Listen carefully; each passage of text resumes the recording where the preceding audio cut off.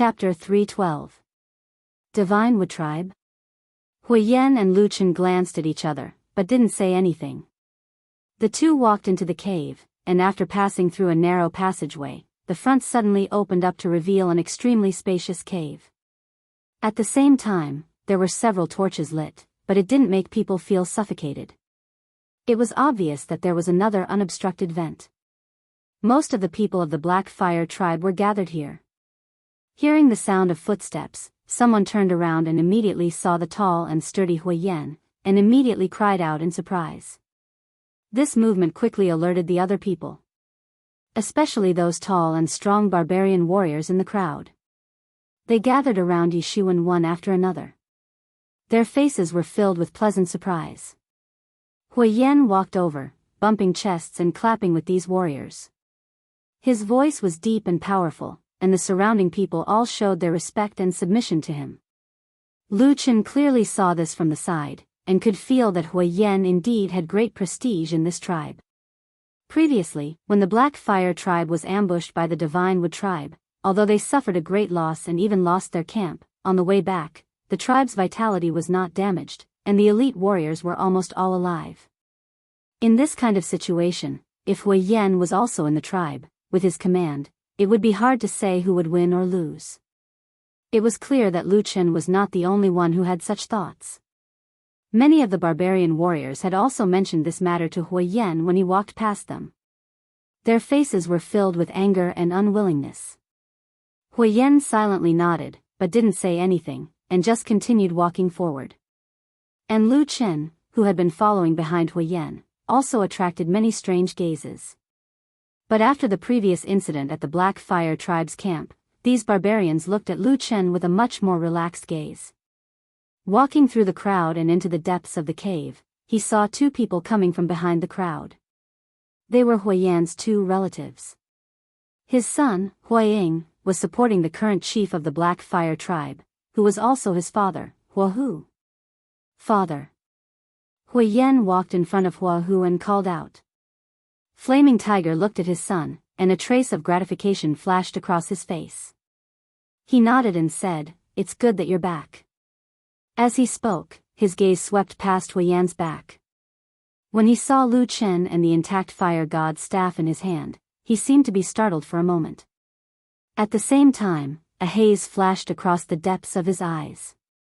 Hui Yan's return made the people of the Black Fire tribe happy and excited. The atmosphere in the tribe was obviously much higher. Many people cast their gazes over. Although they didn't shout, there was still a very strong and obvious expectation. As for what this expectation was, it was self-evident.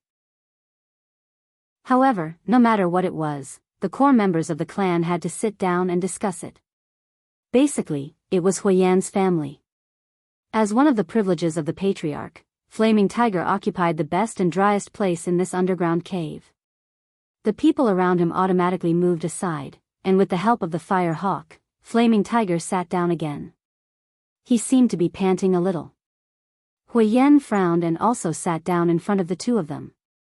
He looked at his father with a trace of worry on his face and said, "Father, are you all right?" Flaming Tiger forced a smile and said, "That day when we were running for our lives, I was tired for a while. I'm much better now." Then, his gaze turned to the person beside Hui Yan. As if he didn't care about the surprised and complicated gazes of the surrounding Black Fire tribe members, he directly sat down beside Hui Yan and openly joined the discussion of the highest core members of the Black Fire tribe, Lu Chen. Flaming Tiger's expression was a little unhappy, but Hui Yan seemed to ignore it. Moreover, he felt that Lu Chen sitting down was a matter of course. However, this infuriated another hot-tempered youth. Flaming Eagle stood up and said angrily, "What right does this damned human have to sit here? Do you believe that I won't kill you with one strike?" Lu Chen's expression was indifferent. There was no joy or sorrow on his face. He only glanced at the angry brute youth and didn't say anything. Meanwhile, Hui Yan, who was sitting beside Lu Chen, said in a low voice, "Flaming Eagle, sit down." Flaming Eagle seemed to be somewhat afraid of his father. Although his anger didn't decrease after hearing this, he still sat down hatefully. However, he still stayed close to his grandfather, Flaming Tiger, and faintly felt that he was confronting his father, Huiyan. Flaming Tiger looked coldly at the two people in front of him. A barbarian and a human, just sitting together like this, as if there was no gap between them, and their calm and composed appearance made him feel that it was particularly irritating. He looked at Huiyan and said, "What's going on? Tell me." Huiyan didn't beat around the bush and said straightforwardly, "These days, I brought Lu Chen to the fire god's altar. In the holy land of the altar, Lu Chen has already received the recognition and blessing of the fire god, and obtained the great power of the god's inheritance. Now, he is the priest of our Black Fire tribe, and in the future, he will guide our tribe to rise and become strong again." He didn't deliberately lower his voice. When he said these words in a loud and clear voice, apart from Flaming Tiger and Flaming Eagle, many of the surrounding barbarians of the Black Fire tribe who were paying attention to what was happening heard at the same time. Suddenly, there was an uproar. Everyone's faces were filled with astonishment, and it was obvious that they couldn't accept this result for a moment. Impossible. Flaming Eagle was the first to roar, and once again stood up suddenly. Huiyan also stood up, but he didn't make any move against his son in front of him. He only glanced at him, and then turned around to look at the surroundings. Facing the gazes of the many clansmen, he said in a clear voice, "The long-lost divine weapon, the fire god's staff, has now been reunited in the hands of Lu Chen. This is the best proof that the fire god has recognized him." There was another round of clamor and discussion, but it quickly quieted down. Most of the Black Fire clansmen still had expressions of shock and disbelief on their faces, but when they looked at Lu Chen, there was an inexplicable sense of intimacy in their gazes. Is that the person chosen by the Supreme Fire God? As if responding to Huiyan's words, the fire god's scepter suddenly flickered and brightened. A dazzling brilliance lit up from the scepter. It was as dazzling as the sun, causing one to feel reverence when looking at it. After a while, suddenly from the dazzling brilliance, a ball of flames suddenly soared up, rushed into the air, burned fiercely. The entire cave people felt a wave of heat instantly hit their faces, and the ancient aura contained in it was even more powerful to the point that it made people tremble. In an instant, under the deep-rooted worship and reverence, almost all of the Black Fire tribe members knelt down. Their eyes were brimming with tears, and they bowed respectfully, cheering and praising the fire god. Huahu and Huiying, on the other hand, had expressions of shock on their faces. They did not kneel down, but neither did they reprimand him. On the contrary, Huiyan, who was standing at the side, had a strange expression on his face. He looked at the fire god's staff, as if he wanted to say something, but stopped himself. This conversation did not reach any conclusion, and ended because of the fire god's staff's radiance. Although Lu Chen's identity was a little strange, in the Black Fire tribe, the fire god was an overwhelming power, not to mention that he had the support of the tribe's chief warrior, Huiyan. It was also from this day onwards that Lu Chen officially made his debut in the Black Fire tribe. However, when they left, Huiyan and Lu Chen walked side by side. Taking advantage of the fact that there was no one nearby, Huiyan lowered his voice and asked Lu Chen, "I say, among the power passed down by the fire god, isn't the most powerful Black Fire?" Lu Chen smiled as he looked to his left and right, his expression unchanged. He also lowered his voice and said, "You're right. Then why did you suddenly create that flashy but impractical white light?" "Because this is the best way to deceive these idiots. If you use black fire, they might not even understand," Lu Chen said. Huiyan was furious, but then his expression stiffened and he fell silent. After a long while, he shook his head and smiled bitterly. He sighed and did not say anything else. After Huiyan returned to the tribe, many people in the Black Fire tribe seemed to have suddenly found a pillar of support, and their spirits rose. This was especially obvious among the barbarian warriors. Many of them could feel it, including the patriarch of the barbarian race, Huahu. And since Huiyan had returned, the most important thing was to understand the matter of the Divine Wood tribe's sneak attack, and how to respond.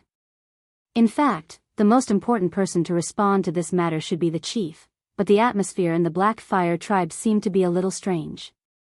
Huiyan's question seemed to be a matter of course, and the people beside him did not object. The beginning and the course of this matter were quickly laid out in front of Huiyan and Lu Chen. The matter was not complicated. The situation was that one day, the Divine Wood tribe suddenly took advantage of the darkness to launch a sneak attack on the Black Fire camp. There was no warning beforehand, and there was almost no conflict between the two tribes.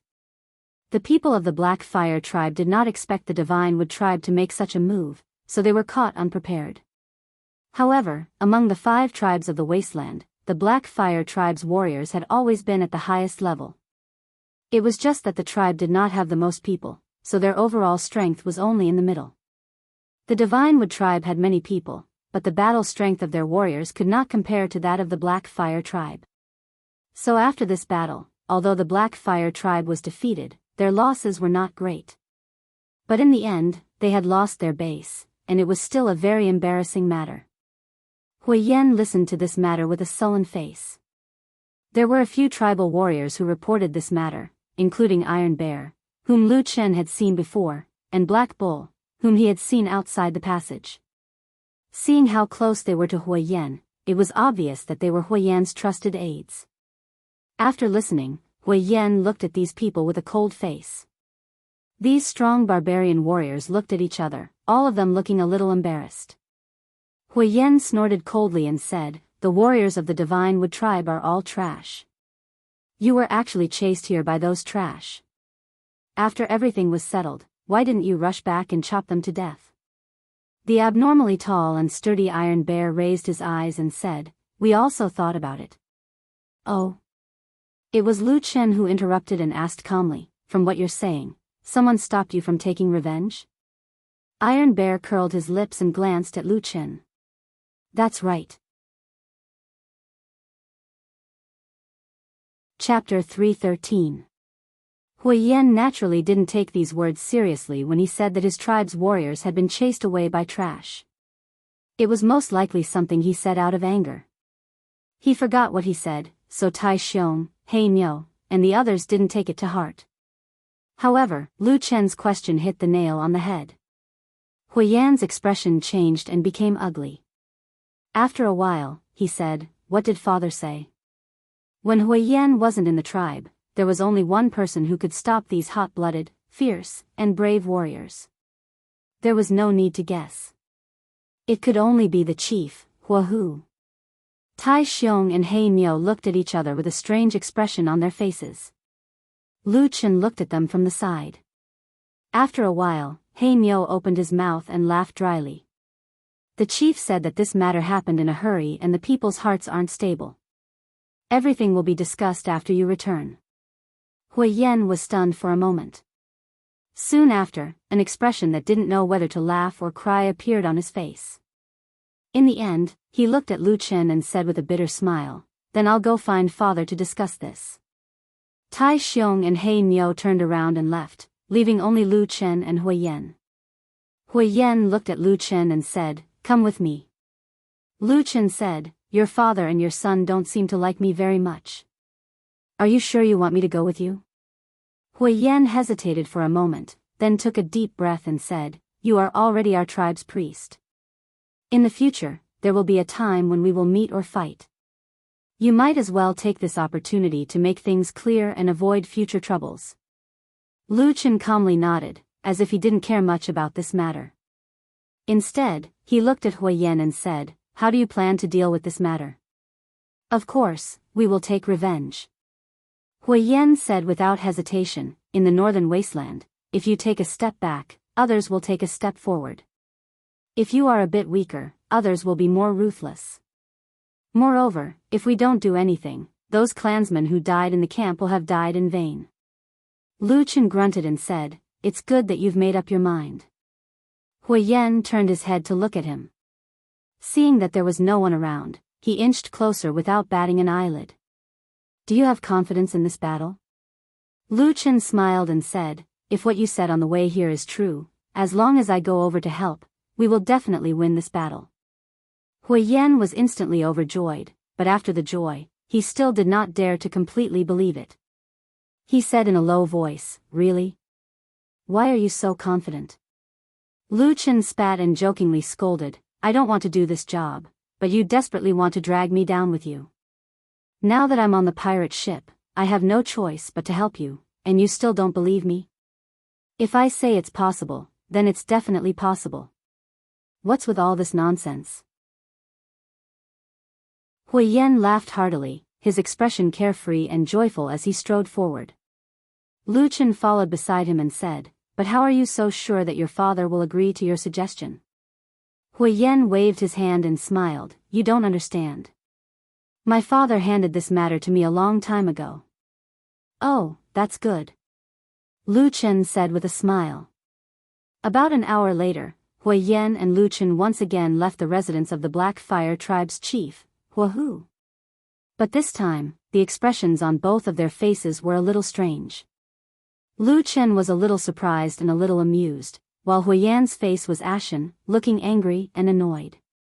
As he walked, the Black Fire Tribe's clansmen all avoided him, not daring to provoke this burly chief warrior. When the two of them walked to a secluded area with no one around, Lu Chen said lightly, "What do you mean?" Hui Yan suddenly let out a low roar and suddenly punched the stone wall beside him, causing a large amount of sand to fall. At the same time, he gritted his teeth and said, "Stupid, stupid. How could my father be so stupid? Whether he's stupid or not, there's nothing more to say. Now that the chief doesn't agree to send out troops for revenge, what do you plan to do?" Lu Chen stood beside Hui Yan and said with a calm expression, "By the way, I've always thought that you were the one who could make the final decision in the Black Fire Tribe when we made the deal in the sacrificial altar sacred land. With the current situation, even if the two of us have the ability to reach the heavens, if we really want to strengthen the Black Fire Tribe, won't we?" Hui Yan snorted and said, "My father has been the chief for many years. He knows all the rules of the wasteland. He must have a reason for doing this." Lu Chen said, "Then what is the reason? Please tell me." Hui Yan was speechless. Lu Chen shrugged and said, "In any case, I'm not in a hurry. Do as you see fit." As he said this, he found a clean spot by the wall and sat down. Black Wolf Atsu, who had always been following him, also laid down beside him.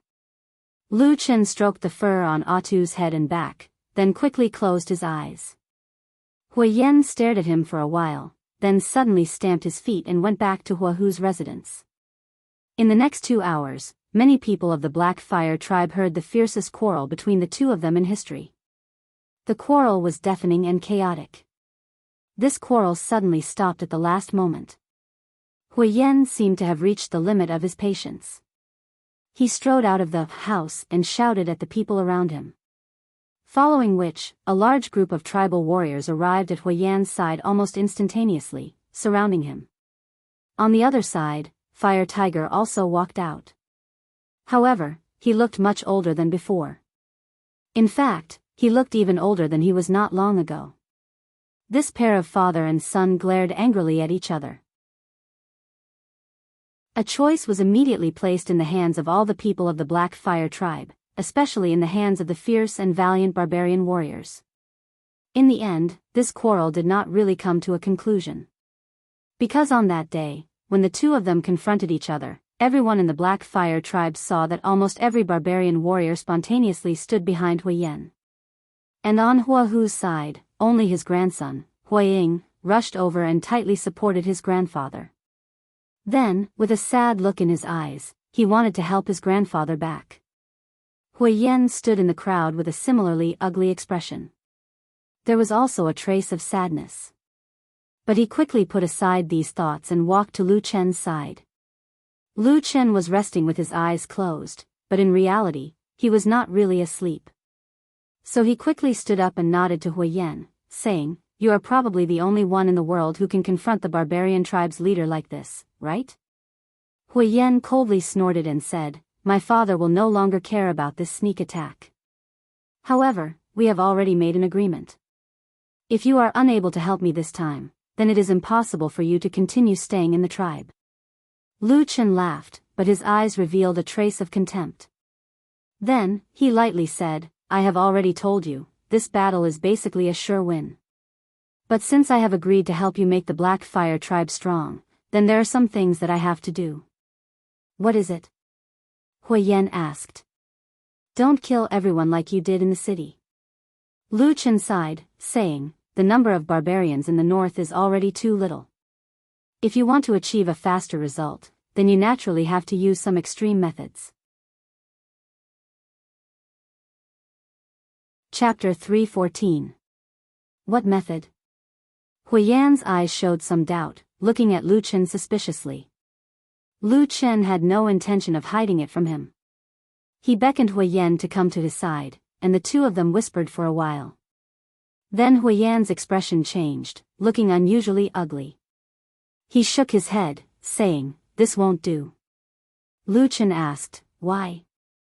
Hui Yan said, you are a human, so you don't understand the customs of the barbarians of the wilderness. No one has ever done this before. Lu Chen said lightly, in the past, no tribe has ever been so weak, and still dreamed of restoring the glory of their ancestors, right? Hui Yan was momentarily stunned, unable to speak for a moment. Lu Chen looked at him and said, you asked me to help you, and I promised, I will do my best. Now that the Black Fire tribe is in such a situation, it will be very difficult to revive it. It is inevitable to use some rare methods and take a new path. Hui Yan still did not nod in agreement, only sitting next to Lu Chen with his back against the stone wall. From afar, people would occasionally glance at the two of them. One was a burly and fierce barbarian, and the other was a reserved, gloomy, and indifferent human. Their appearances were worlds apart, but for some reason, when the two sat together, there was a strange sense of harmony. After a while, Hui Yan said in a low voice, is there no other way? Lu Chen said, there are other ways, it's not that there aren't any. Hui Yan's spirit was immediately lifted, saying, let's hear it. Lu Chen said, then we'll follow the rules of the tribes in this wasteland. We'll quietly develop and have children. We'll take it 1 year at a time, one battle at a time. With my help, dealing with these small tribes shouldn't be a problem. We'll basically be able to defeat them. But the Black Fire tribe only has a small population. Even if you are given a large territory, you won't have anyone to guard it, right? So I think, in 30 to 50 years, when the tribe's population has increased, the Black Fire tribe will be able to control the northern border wilderness. And then? You still have the ambition to restore the glory of your ancestors when they were at their peak? Lu Chen looked at Hui Yan and said calmly, according to what you've told me, the territory in the south is 100 times larger than here, and the population of the most powerful tribes is almost 10 times that of the Black Fire tribe. Then what should we do? Let's continue to reproduce. We'll wait for about 100 or 200 years. If there are no natural or man-made disasters under the protection of the fire god, and there are no attacks from other tribes, and everything is perfect without any mistakes, then when the population of the tribe increases and the number of warriors is enough to fight with those big tribes, maybe we can compete with them. But when that time comes, both of us won't be around anymore, right? Lu Chen continued to describe the beautiful vision of the Black Fire tribe. Hui Yan was nodding his head slightly at first, but the more he listened, the uglier his expression became. When he heard the last few words, 100 or 200 years, his entire face darkened. Lu Chen smiled at him and said, you're unhappy, aren't you? You're not willing, are you? Then, he deliberately pointed at Hui Yan and said, you see, although you're a barbarian and I'm a human, our thoughts are the same. You have the ambition, you want to make contributions, you want to become a hero of the Black Fire tribe, why should you be a stepping stone for others? If that's the case, who will remember you? And even if you're willing, I won't do it. Lu Chen finally said calmly, I plan to return to the north alive. If we really want to waste our time and die here, then we'll just turn against each other now. Deep into the night, dark clouds covered the stars. On the desolate plains, a group of people and horses quietly advanced under the cover of the night. Hui Yan and Lu Chen walked at the front of this group of ferocious barbarian warriors. Even further in front of them, in the deep darkness of the night, there was a group of black shadows moving silently in the night. 2 dark green lights flashed in the shadows. That was the Black Wolfatsu. Hui Yan looked at the abnormally agile shadow in front of him, his expression somewhat complicated in the darkness. After a while, he said to Lu Chen, this monster of yours seems to be somewhat different. This time, Lu Chen's clothes were not the same as before. His original clothes were gone, and in its place was a completely black, ancient-looking black robe. Even half of his head was covered by a hood, looking a little strange. After hearing Hui Yan's words, he casually said, "HM? What's different?" Hui Yan shook his head and said, "It's too human-like. Ordinary demonic beasts are basically unable to do this. However, in the past, I've heard from the elders in the tribe that there seem to be similar strange demonic beasts in those large tribes." Lu Chen's eyes flashed, and he asked, "What kind of monsters are there in the big tribes?" Hui Yan thought for a while and said, "I can't say for sure, I've actually never seen it with my own eyes. But I heard that those especially powerful, especially human-like and intelligent monsters are usually under the command of the most powerful shaman venerable. Most people call them holy beasts." Lu Chen's footsteps slightly paused, then he said, "If only the Atsu was really a holy beast." Hui Yan laughed and said, "That's right." Lu Chen immediately changed the topic, pointing at the black robe he was wearing and said, "Must I wear this robe of yours?" Hui Yan immediately nodded and said, "Yes, this is the only priest robe that has been passed down from the ancestors of our Black Fire tribe. This is the tribe's rule."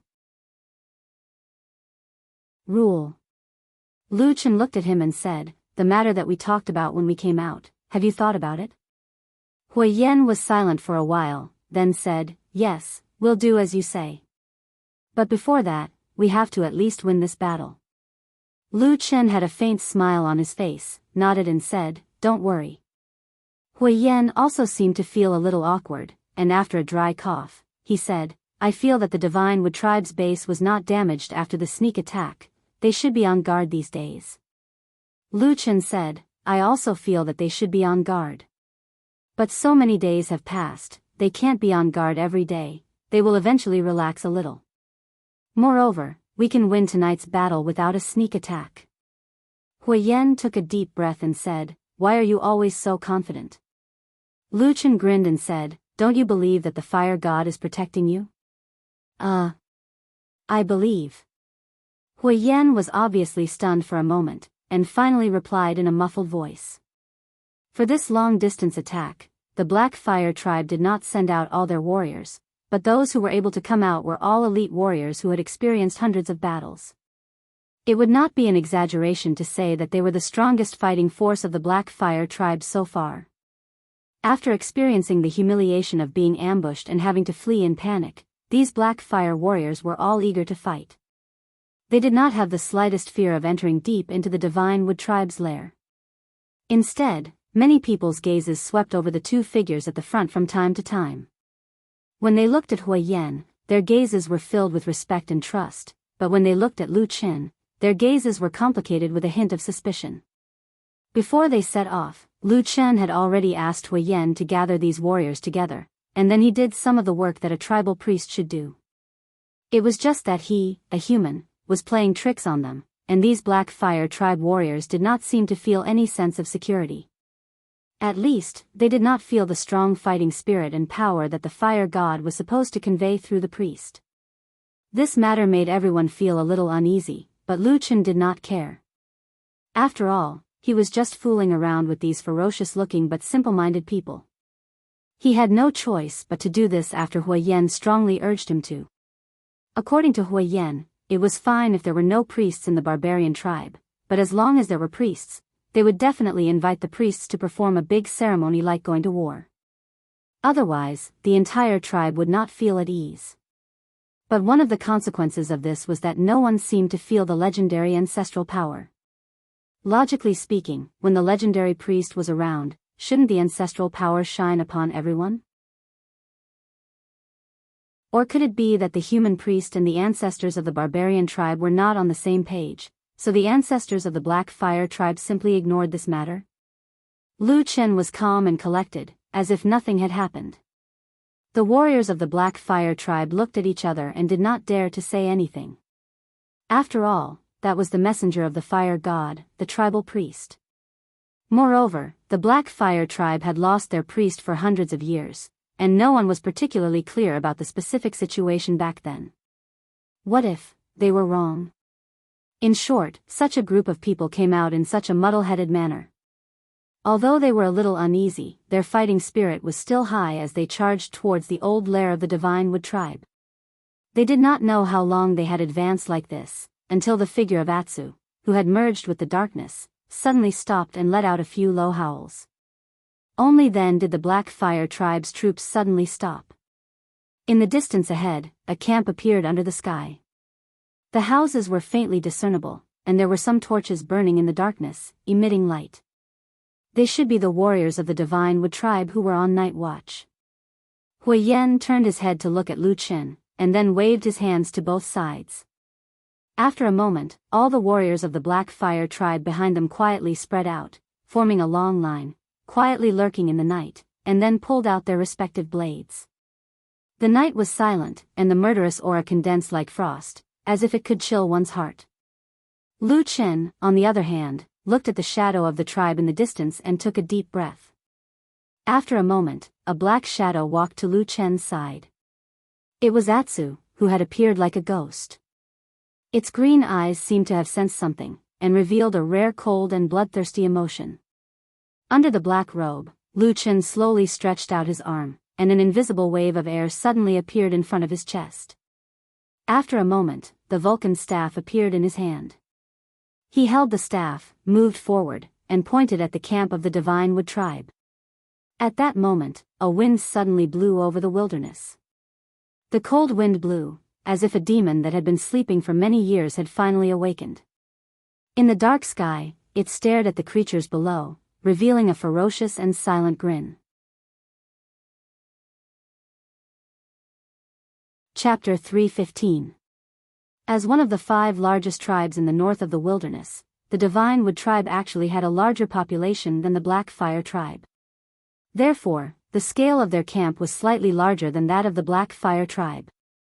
In fact, among the 5 northern tribes, the Mountain Spirit tribe and the Thunder Lizard tribe had the largest population, while the Divine Wood tribe ranked 3rd. As for the Black Fire tribe, they ranked 4th, and there was not much difference between them and the Ghost Fox tribe. However, despite their small population, the Black Fire tribe's combat power had long been considered to be above that of the Divine Wood tribe. It was second only to the Mountain Spirit tribe and the Thunder Lizard tribe. From this, it could be seen that the warriors of the Black Fire tribe were actually quite fierce. It was precisely because of this that the Divine Wood tribe's surprise attack had caught the Black Fire tribe unprepared and made many warriors of the Black Fire tribe feel humiliated. That night, the cold night wind swept across the land of the wilderness, blowing all the way to the camp of the Divine Wood tribe. The burning torches swayed in the wind and danced in a somewhat frenzied manner, emitting flickering afterimages in the darkness like twisting and convulsing snakes. The warriors on night watch were a little tired and shrank their bodies in the cold wind. Even the strong barbarians would feel uncomfortable in the cold night of the wilderness. Until the sound of the wind suddenly grew louder, suddenly turning into a sharp whistling sound in the pitch-black, ice-cold night. The warriors guarding the gate of the Divine Wood tribe suddenly raised their heads and looked forward. But before they could react, the shrill, ear-piercing shriek had already cut through the deathly silence of the night and arrived before their eyes. It was as if a light had suddenly lit up in the darkness. It was the sinister grin of a death god, revealing its sharp fangs that glowed with white light. Terrifying sharp blades rushed over, and in the next instant, there was a muffled sound that made one's entire body tremble. A Divine Wood warrior's body was directly sent flying, and on his body, a giant axe had directly chopped into his face. Blood splattered, and the unlucky guy was almost split in half. The warriors of the Divine Wood tribe on both sides turned pale with fright. They immediately roared in anger, but their anger was soon covered by even more vigorous and ferocious shouts. In the darkness of the night, a row of tall and ferocious warriors charged out. Perhaps there weren't that many of them, but in the darkness, they were like raging waves rolling up a violent wave. Amidst the blood-boiling roars, in the bone-chilling cold wind, they crashed down. The leader was the most muscular and powerful Hui Yan. Like a raging wave, this group of black flame warriors instantly swept over and rushed to the entrance of the Divine Wood tribe. Hui Yan laughed sinisterly as he pulled out the giant axe from the corpse. Cries of alarm and screams rose and fell in the surroundings.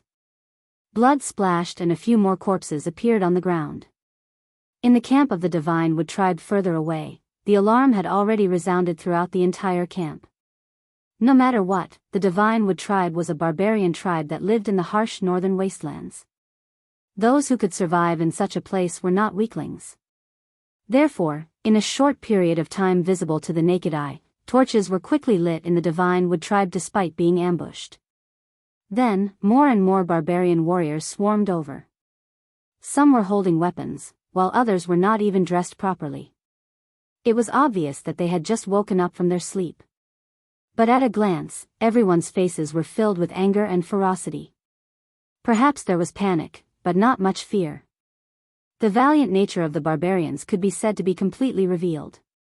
It's the people of the Black Flame tribe. An angry roar came from the crowd. It was obvious that someone from the Divine Wood tribe had already recognized the identity of the invading enemy. This roar caused a commotion, but more warriors continued to roar and charge over.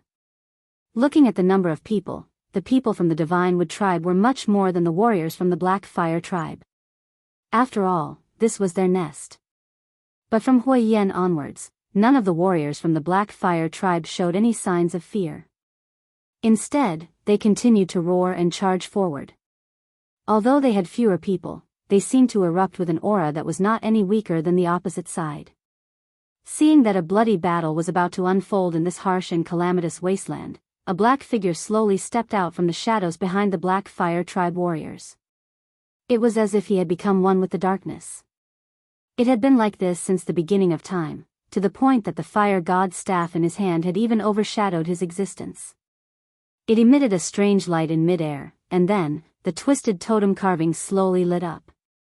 In the darkness, he began to chant a mysterious incantation in a low voice. The ancient aura descended from the night sky, like a god or a devil, staring at the crowd. As if there was a response, in the crowd, Huiyan's body suddenly stopped, and then he raised his head towards the sky and roared. His voice was so shrill and loud that no matter if it was friend or foe, everyone was shocked and looked towards him. The tall and sturdy barbarian with the huge axe in his hands suddenly faced upwards and roared. Then, a strange rune suddenly lit up in the middle of his forehead. It flickered with a strange radiance. A moment later, a black flame suddenly rose from the center of the rune with a whoosh.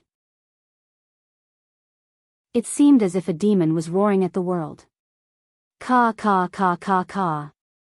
A strange sound that caused one's scalp to turn numb rang out from Huiyan's body. Under the madly dancing black flames, the originally ferocious and wild barbarian's entire body suddenly expanded.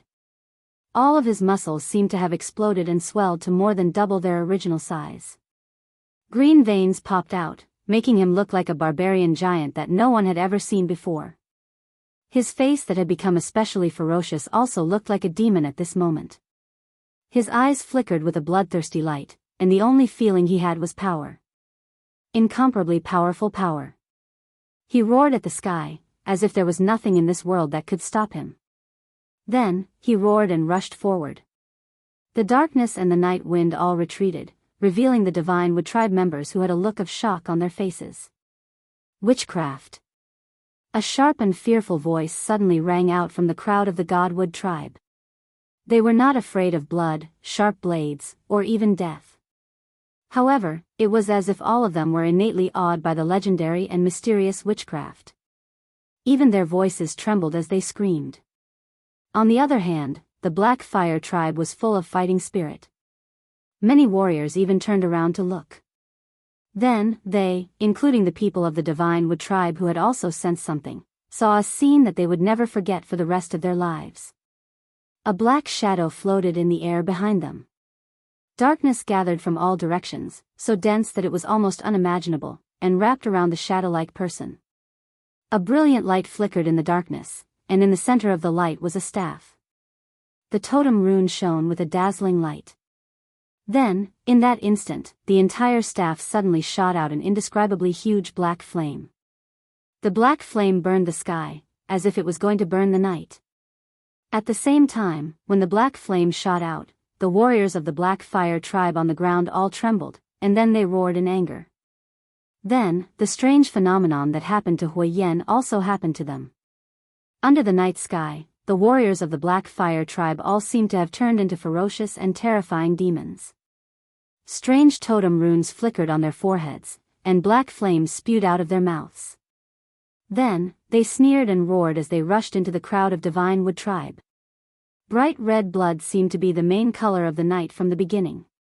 When the dripping blood spurted out from the body, it was accompanied by terrifying screams and crazed roars filled with killing intent. Not only did the bodies of the Black Fire warriors become larger after being strengthened by the strange Black Fire witchcraft, their strength also skyrocketed. Many of them had clearly not experienced this before, and many of them were not familiar with this feeling, so they were not very proficient in their movements. However, this didn't affect the outcome of the battle at all. Apart from their strength, their bodies were also several times tougher than before under the blessing of the black flames. Although the barbarian warriors of the Divine Wood tribe were greatly frightened, they still bravely rushed forward, and fought with the Black Fire warriors that looked like ferocious beasts.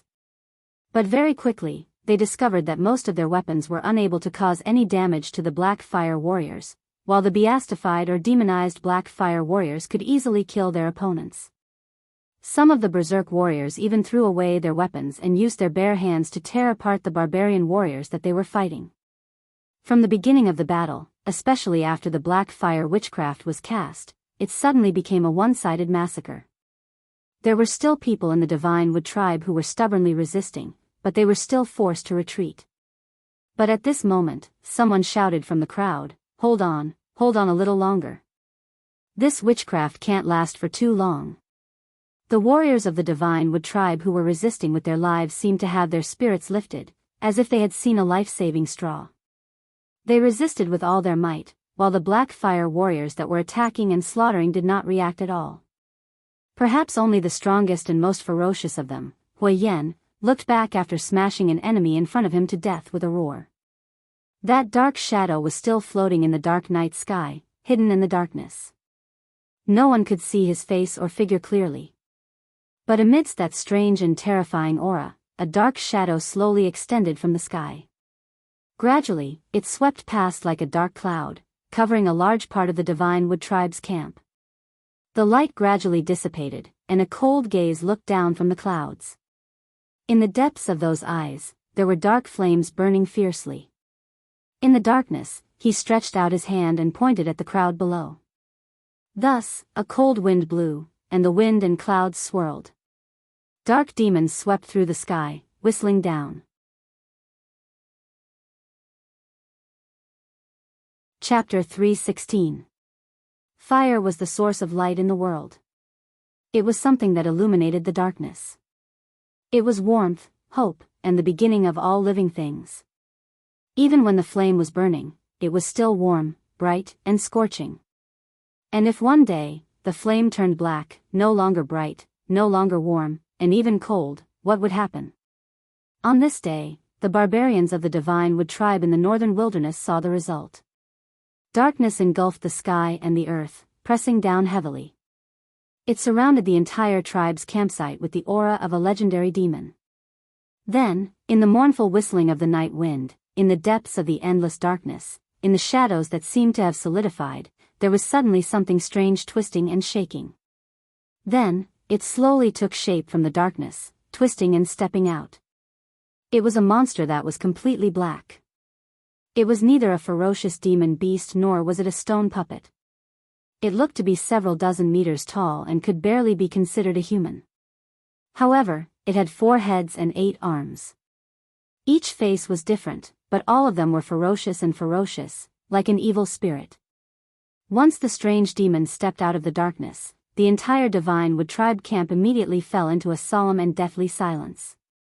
Not only did the people of the Divine Wood tribe retreat in fear, even the witchcraft demonized warriors of the Black Fire tribe were shocked. Only Huiyan, who was in the crowd, suddenly had a flash of ecstasy in his eyes after his body trembled. Compared to the other tribal warriors, he had been raised as the successor of the tribe since he was a child. Naturally, he knew more about the history and matters of the Black Fire tribe. The terrifying monster in front of him was a terrifying monster that was summoned by the incomparably powerful shaman during the most powerful era of the Black Fire tribe thousands of years ago. It was called the Shadow Devil. The nature of the Shadow Devil was actually similar to the stone puppet that the Mountain Spirit tribe's shaman had summoned, but in terms of combat power and ferocity, it was far superior to the stone puppet. It was one of the most terrifying creatures summoned by witchcraft in the history of the southern wilderness. Hui Yan had never thought that a human like Lu Qin, who seemed to have just received the inheritance of the fire god, and whose cultivation and strength were not too strong, would be able to suddenly summon such a powerful shadow devil. It was no wonder that this human man was so unbelievably confident before the battle began. Thinking of this, Hui Yan felt the blood in his body boil, as if in that instant, he really saw the hope of reviving his tribe. He fiercely turned around and roared at the enemies in front of him. Waving his giant axe, he charged forward, killing everything in his path. This immediately alerted the surrounding comrades. The warriors of the Black Fire tribe roared out in anger and started killing. Immediately, blood flowed like a river, turning the Divine Wood tribe's camp into a terrifying purgatory. At the same time, when everyone's attention was attracted by the shadow demon, the black shadow in the sky silently descended and landed on the ground outside the Divine Wood tribe's camp. In the darkness, as soon as Lu Chen's feet touched the ground, he suddenly felt his legs go soft. He staggered forward and almost fell to the ground. Fortunately, at this time, a black shadow suddenly sprang out from the darkness. It was the black wolf Atsu, who directly used its back to support Lu Chen. The Vulcan staff fell on the yellow ground with a "paw" sound. Lu Chen lay on Atsu's body, his face pale as he gasped for breath. After a while, he seemed to be able to catch his breath and let out a long sigh. Atsu looked back at Lu Chen worriedly and called out in a low voice. Lu Chen forced a smile at it, then sat on the ground. After panting a few more times, he opened his mouth and said, "This damned witchcraft, I don't know where it came from. Even a slightly more powerful witchcraft seems to take my life." Atsu's huge head leaned over and rubbed against Lu Chen's chest, but it didn't seem to know what to do. After a while, it lay down beside Lu Chen. Lu Chen looked at the black wolf with a trace of warmth in his eyes.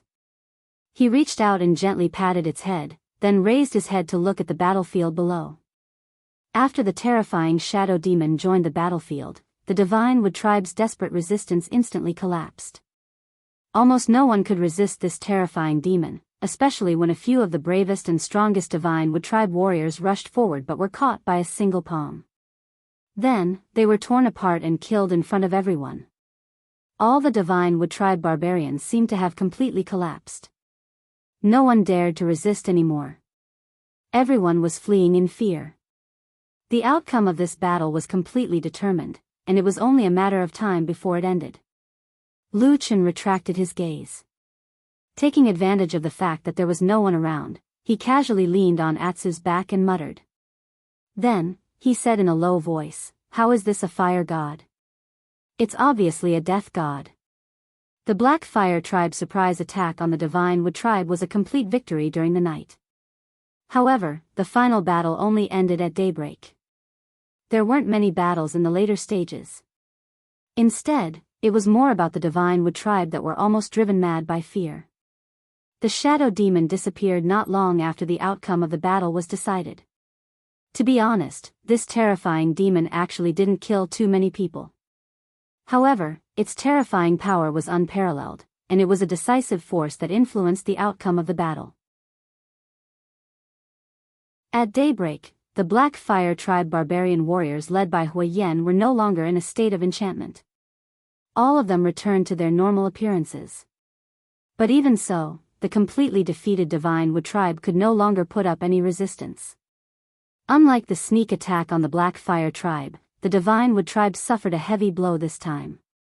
The tribe's camp was in a mess. Blood flowed like a river, and corpses and broken limbs could be seen everywhere. Among the survivors, not many managed to escape. In fact, most of the surviving Divine Wood tribe members were intercepted by the warriors of the Black Fire tribe. When the first ray of sunlight fell from the sky, the remaining barbarians of the Divine Wood tribe were gathered in a corner of the camp. Around them were ferocious-looking barbarian warriors of the Black Fire tribe. Their eyes were ferocious, and the blades and axes in their hands were still wet with blood. A little further away was the land of carnage. Who knew how many lives had been lost there? The originally thriving tribe's camp was now in ruins.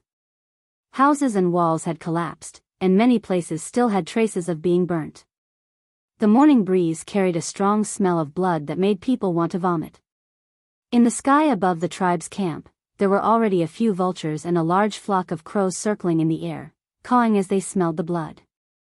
It was in such a hellish scene that Lu Chen, who was wearing a black robe with his face hidden in a deep hood, slowly walked into the already fallen tribe's camp with the huge black wolf Atsu by his side. The black robe seemed to block out all the light. Even though it was daytime, no one could see the face of this human male clearly. But Atsu, who stood beside him, attracted everyone's attention. That ferocious beast's appearance was a perfect foil to this terrifying shaman's aura. There was no longer any doubt in the eyes of the warriors of the Black Fire tribe. Everyone, even the most ferocious and valiant warriors, were filled with reverence in front of this black-robed priest. They respectfully made way for him. Lu Chen silently walked forward, calmly treating all the reverence and fear in the surroundings. Under his feet, he crossed the river of blood. Then, he left bloody footprints on the road, all the way to the Divine Wood tribe's captives. "Priest, it's the priest," terrified, soft voices came from the captives. There were many women, children, and elderly among the captives of the Godwood tribe, as well as many adult men. Even the patriarch of the Godwood tribe was not dead yet.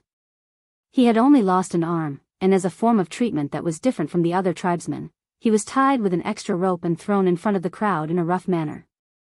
At this moment, he stared at the black-robed priest with his eyes wide open. His face was filled with disbelief.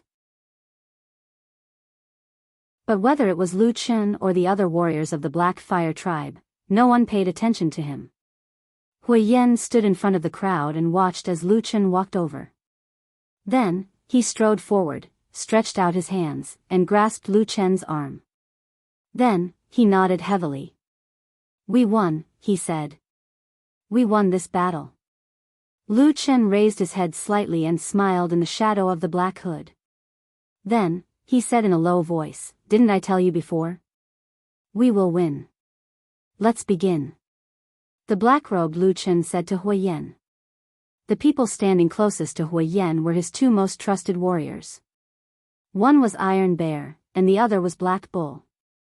At this moment, they turned to look at Hui Yan. They did not seem to understand what Lu Chen meant. But after this battle, even such powerful warriors like them were filled with reverence for Lu Chen. Hui Yan hesitated for a moment and said in a low voice, "I still think it's very difficult. We barbarians would rather die than betray our ancestors." Beside him, Iron Bear and Black Yak were immediately moved. They wore astonished expressions. Lu Chen's had moved slightly, but he didn't seem to mind. He only said casually, "Let's try." "All right." Hui Yan seemed to have finally made up his mind. He turned and walked towards the captives of the Divine Wood tribe. On the other hand, Lu Chen turned around, as if he wasn't interested in what was going to happen next. Instead, after his gaze swept across the bloody and messy battlefield, he suddenly exclaimed in surprise, as if he had discovered something. Then, he walked towards the center of the tribe's camp not far away. There was a stone altar that looked like it was used to worship the tribe's ancestors. At this moment, most of it had been destroyed. But in the pile of rubble, where fresh blood had been splattered, Lu Chen's gaze fell on something. It was a white bone mask that looked broken and ancient. At the same time, Hui Yan's voice came from behind him. It was steady and loud, echoing in the sky above the tribe. "Now, you have two choices.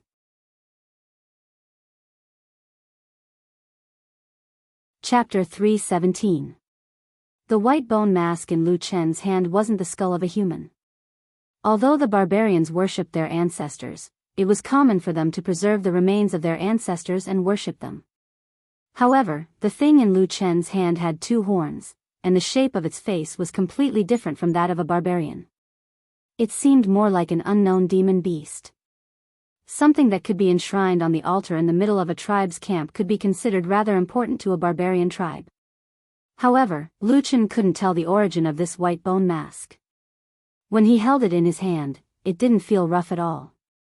Instead, he felt a warm radiance from the tip of his finger. It seemed that after a long period of time, the material of the white bone mask had quietly changed. It was now almost like jade. Even though the shape of the mask was still a little scary, Lu Chen could no longer feel the dense aura of death from it. He played with the white bone mask for a while, then held it in his hand and walked back. At the same time, Huiyan's voice was still echoing, and it quickly caused an uproar among the captives of the Divine Wood tribe. Huiyan explained his intentions very simply to everyone. He gave them two choices. 1. Give up your original worship, throw away everything, and join the Black Fire tribe, becoming a part of the Black Fire tribe. The second choice was death. Of course, this was the idea that Lu Chen had proposed to Huiyan, and he had tried his best to convince him to carry it out. However, even though Huiyan trusted Lu Chen, he was still very skeptical of this idea. And it wasn't just Huiyan. Even the barbarian warriors like Iron Bear and Black Bull all shook their heads when they heard of this idea. To a barbarian tribe, there was nothing more important than the gods and ancestors they worshipped. To overthrow all of this and make them submit to a tribe might be even more difficult than killing them. Huiyan and the others did not believe that this method would succeed, but Lu Chen insisted on trying. As for the reason, the others did not know, and probably only Huiyan knew. What Lu Chen wanted was to use the fastest, fiercest, and most direct method to increase the strength of the Black Fire tribe. The biggest problem in front of them was that the population of the Black Fire tribe was too small. If they wanted to return to the peak of their power, they would need to increase their population by at least 10 times. Lu Chen did not have the patience to wait, and Huiyan did not want to wait any longer. However, the reality was the reality. When Huiyan told all the barbarians of the Divine Wood tribe about this, there was a moment of astonishment and silence. Then, a loud clamor broke out. It was unknown how many barbarians were cursing and swearing. Their expressions were agitated as if they wanted to rush over and tear this enemy who had slandered their ancestors into pieces. And in front of the crowd, the chief of the Divine Wood tribe roared angrily. With unknown strength, he actually jumped up from the ground, as if he wanted to rush over and die with Huiyan. But before he could get close, he was kicked away by the tall and burly Tai Xiong, who was standing next to Huiyan, with a sneer. Bang! The chief of the Divine Wood tribe rolled a few times on the ground like a gourd, his face covered in dirt for a moment. Many Divine Wood barbarians in the crowd looked agitated, and jumped up one after another, wanting to fight with their lives on the line. But the warriors of the Black Fire tribe standing at the side immediately suppressed them. Shouts, curses, and sounds of suppression filled the air. In the middle of the crowd, there were people who pulled out their swords and slashed a few times, causing blood to appear. After a while, the group of restless barbarians were finally suppressed. Although Huiyan had already expected this situation, he still felt somewhat embarrassed. The veins on his forehead were throbbing, and he wished he could directly raise his sword and hack a few of them to death. But at this moment, a hand suddenly stretched out from the side and pulled him back. Huiyan turned around and saw the black-robed Lu Chen walking to his side. "Don't worry." Lu Chen's voice sounded very calm.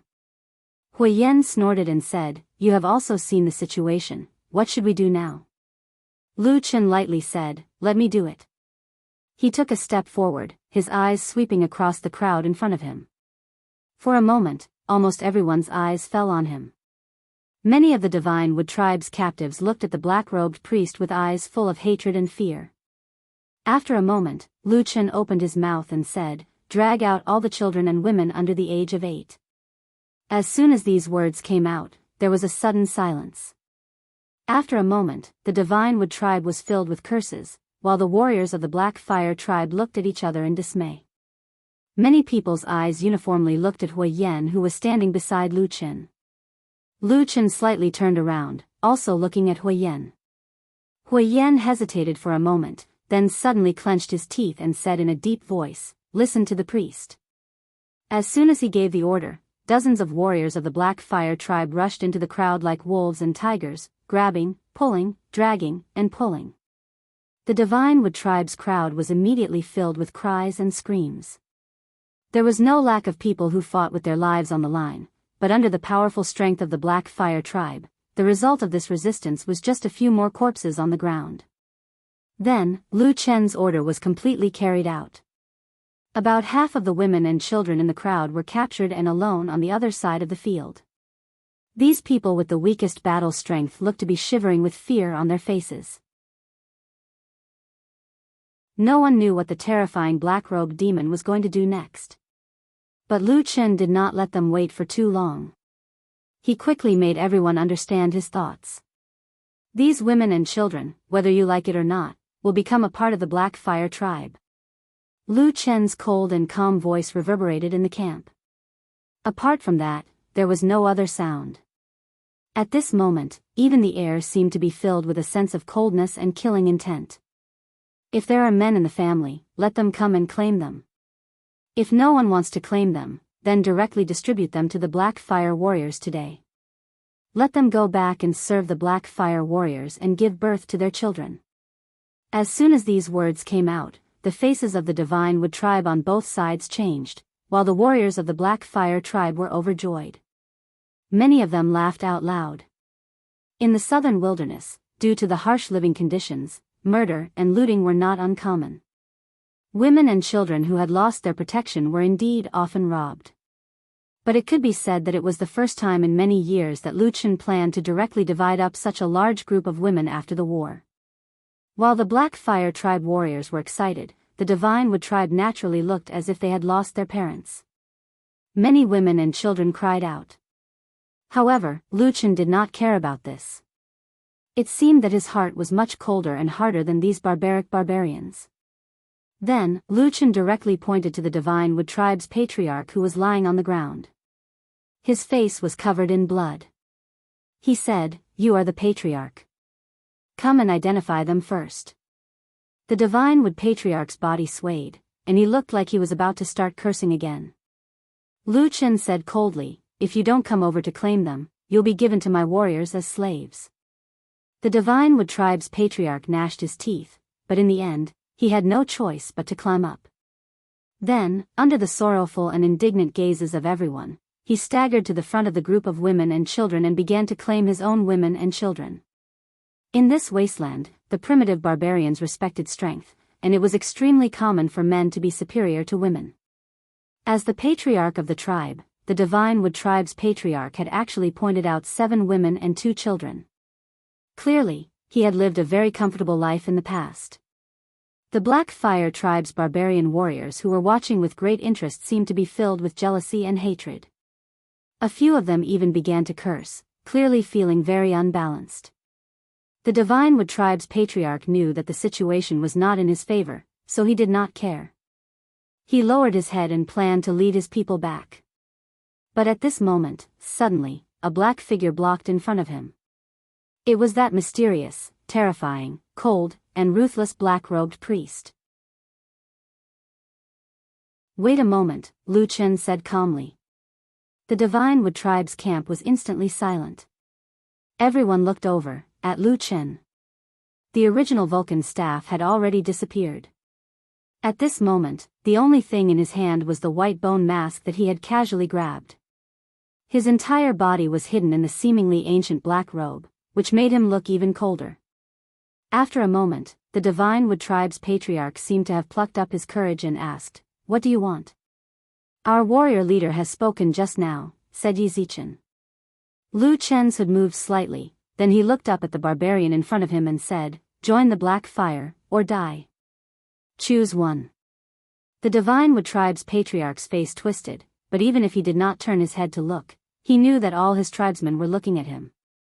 He clenched his teeth and suddenly roared, "Impossible, you must be dreaming." Lu Chen looked at him coldly, his fingers moving slightly, and the white bone mask flipped in his palm, emitting a strange white light. After a moment, Lu Chen suddenly picked up the mask and silently and slowly placed it on his face. At the same time, he said lightly, "Okay. The white bone mask slowly descended on the human man's face. Strangely, the mask instantly and firmly attached to his face, without any signs of slipping off. All the clansmen of the Divine Wood tribe were in an uproar. But very quickly, they saw a pair of dark eyes appear behind the terrifying bone mask. Two black flames burned behind the terrifying eye sockets, like the eyes of a demon, and fell on the Divine Wood tribe's patriarch. In that case, you can die. The Divine Wood tribe's patriarch was first shocked, then angry. Just as he was about to resist, his expression suddenly changed. He grabbed his throat with both hands and shouted hoarsely. A ball of black flames suddenly spewed out from his mouth. Then, it grew 10 times larger as it faced the wind and directly engulfed his entire body. In an instant, a shrill and miserable howl resounded through the entire camp.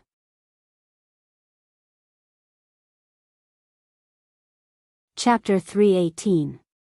Under the watchful eyes of the crowd, the black flames engulfed the chief of the Divine Wood tribe.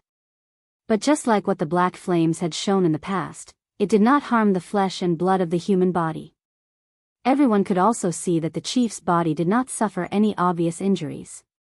His flesh and skin were almost completely unharmed in the black flames, as if nothing had happened. However, even though the patriarch of the Divine Wood tribe was unscathed in the black flames, he seemed to have suffered the most terrifying pain in the world. He howled, roared, and cried, throwing the toughness of blood that all barbarians valued the most to the back of his mind. It was as if the pain he was suffering had completely destroyed his will. In the end, he could not even stand. He fell to the ground, rolling and struggling in pain. In his despair, he even began to beg the terrifying black-robed priest for mercy. However, Lu Chen just stood there, silent and motionless. The black robe covered his figure, and the bone mask covered his face. Everyone could only see his deep, dark eyes and the burning black flames. Just like that, under everyone's shocked and incredulous gazes, the Divine Wood patriarch slowly died under the condition that his flesh, skin, and clothes weren't burned. His body was extremely twisted, and there were many wounds on his body. But everyone could clearly see that those wounds had been caused by the chief's own clawing. Just what kind of terrifying pain could make a barbarian fall into such a state of despair? When the final howls gradually faded, the air was filled with a frozen coldness. Almost everyone's eyes were filled with fear, including the warriors of the Black Fire tribe standing at the side. No one would question the identity of the black-robed priest anymore. This terrifying, cruel, vicious, suffocating, and mysterious method was the most revered witchcraft in the southern wilderness for thousands of years. When the black flames dissipated, Lu Chen's eyes behind the bone mask once again looked at the twisted corpse on the ground. His pupils seemed to contract slightly, as if he had recalled the painful memories that had haunted him for many years. Next. A cold and calm voice came from behind the bone mask, echoing in the camp. Two warriors of the Black Fire tribe rushed forward and dragged out a barbarian man from the Divine Wood tribe, throwing him in front of Lu Chen. When the barbarian raised his head, he felt a shadow looming over him. The black-robed priest appeared not too far away from him. It was as if the priest had blocked all the light, making the barbarian feel as if the entire world was dark. A hoarse voice came out of the barbarian's mouth. No one could understand what he was saying, or perhaps he didn't say anything at all. However, before he could take another step forward, Lu Chen suddenly said, "Wait." Then, he turned around and looked at the corpse. He pointed at the woman and child that had been claimed by the dead chief of the Divine Wood tribe and said coldly, "Take these people to the side and distribute them to the warriors of the tribe when we get back."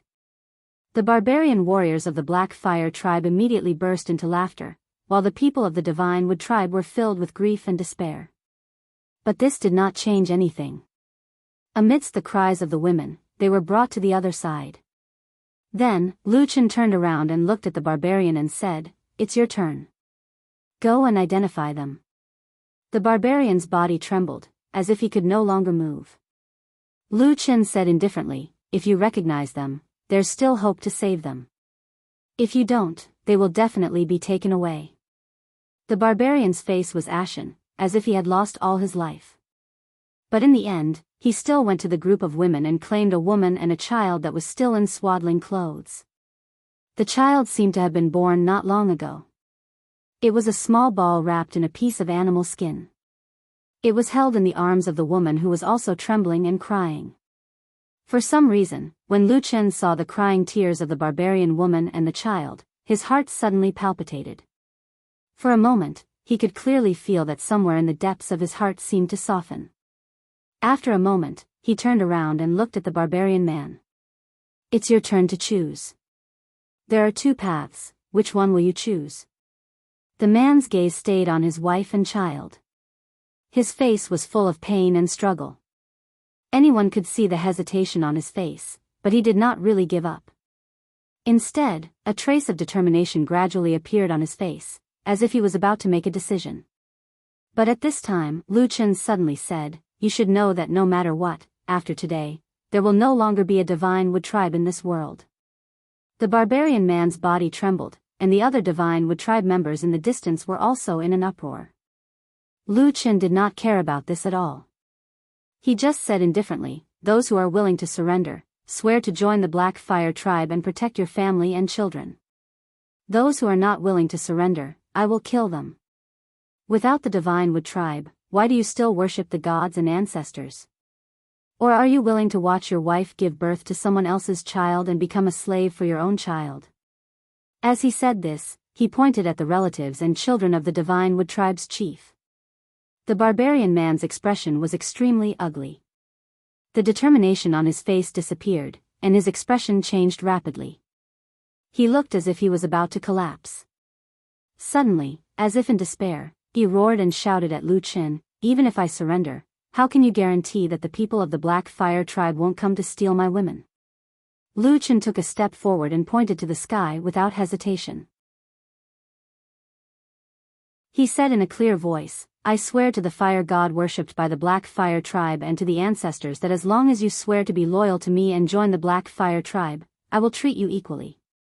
If there is any conflict, I will deal with it fairly. If not, let the heavens send down divine punishment and destroy the Black Fire tribe." This oath was said resolutely and without hesitation. The content of this oath was the most important among the barbarian tribes of the wilderness. It could be said to be impeccable. With Lu Chen's words, the expressions of many people of the divine wood tribe changed subtly. But on the other side, on the side of the warriors of the Black Fire tribe, Huiyan's facial muscles twitched slightly. He stared at the black-robed priest and seemed to grit his teeth. Struggle and hesitation were rare emotions for a barbarian, especially when it involved such a major matter that could overturn the previous half of their lives. Most people would be at a loss. But on this day, when the barbarian man was the first to cry and say that he was willing to surrender to his wife and children, full of shame and despair, the whole camp of the divine wood tribe was filled with a cold and dead atmosphere. Even the warriors of the Black Fire tribe had a very ugly expression on their faces. In this wasteland, no one had ever heard of anyone forcing a barbarian to betray his ancestors and beliefs. That kind of pain and despair could be felt by every barbarian, whether it was the barbarians from the divine wood tribe or the barbarians from the Black Fire tribe. Their gazes were either filled with hatred, fear, or reverence as they stared at the black-robed priest. The white bone mask made the man look so terrifying and strange. What happened next became numb and cruel. They had to choose between two paths. There was no other possibility, and the price was the barbarians' lives and the fate of their families. The southern wilderness had been a harsh place for survival for a long time. But on this day, the barbarians in the camp, whether they were from the divine wood tribe or the Black Fire tribe, seemed to have come to a new understanding of this fact. Some people surrendered in despair for their own lives and the fate of their families. They abandoned their ancestors, turned their backs on their gods, and swore an oath to join the Black Fire tribe. There were also some divine wood barbarians who were unyielding and would rather die than surrender. What awaited them was the purgatory of the Black Fire tribe, and the scene of their women and children being carved up as slaves in front of everyone, scene after scene, cold, cruel, and suffocating, played out until the end. In the evening of that day, the warriors of the Black Fire tribe left with a large group of people and set foot on the road back to the city. Many people in the crowd carried big and small bags on their backs, their faces filled with sorrow and pain. Behind them, a fire slowly rose to the sky. The once prosperous Divine Wood Tribe camp was engulfed in flames, and the name of the Divine Wood Tribe, after this night, forever disappeared in the night of the southern wilderness. In front of the night, there were stars, dark clouds, and even more, deep and boundless darkness, shrouding the vast land of the wilderness.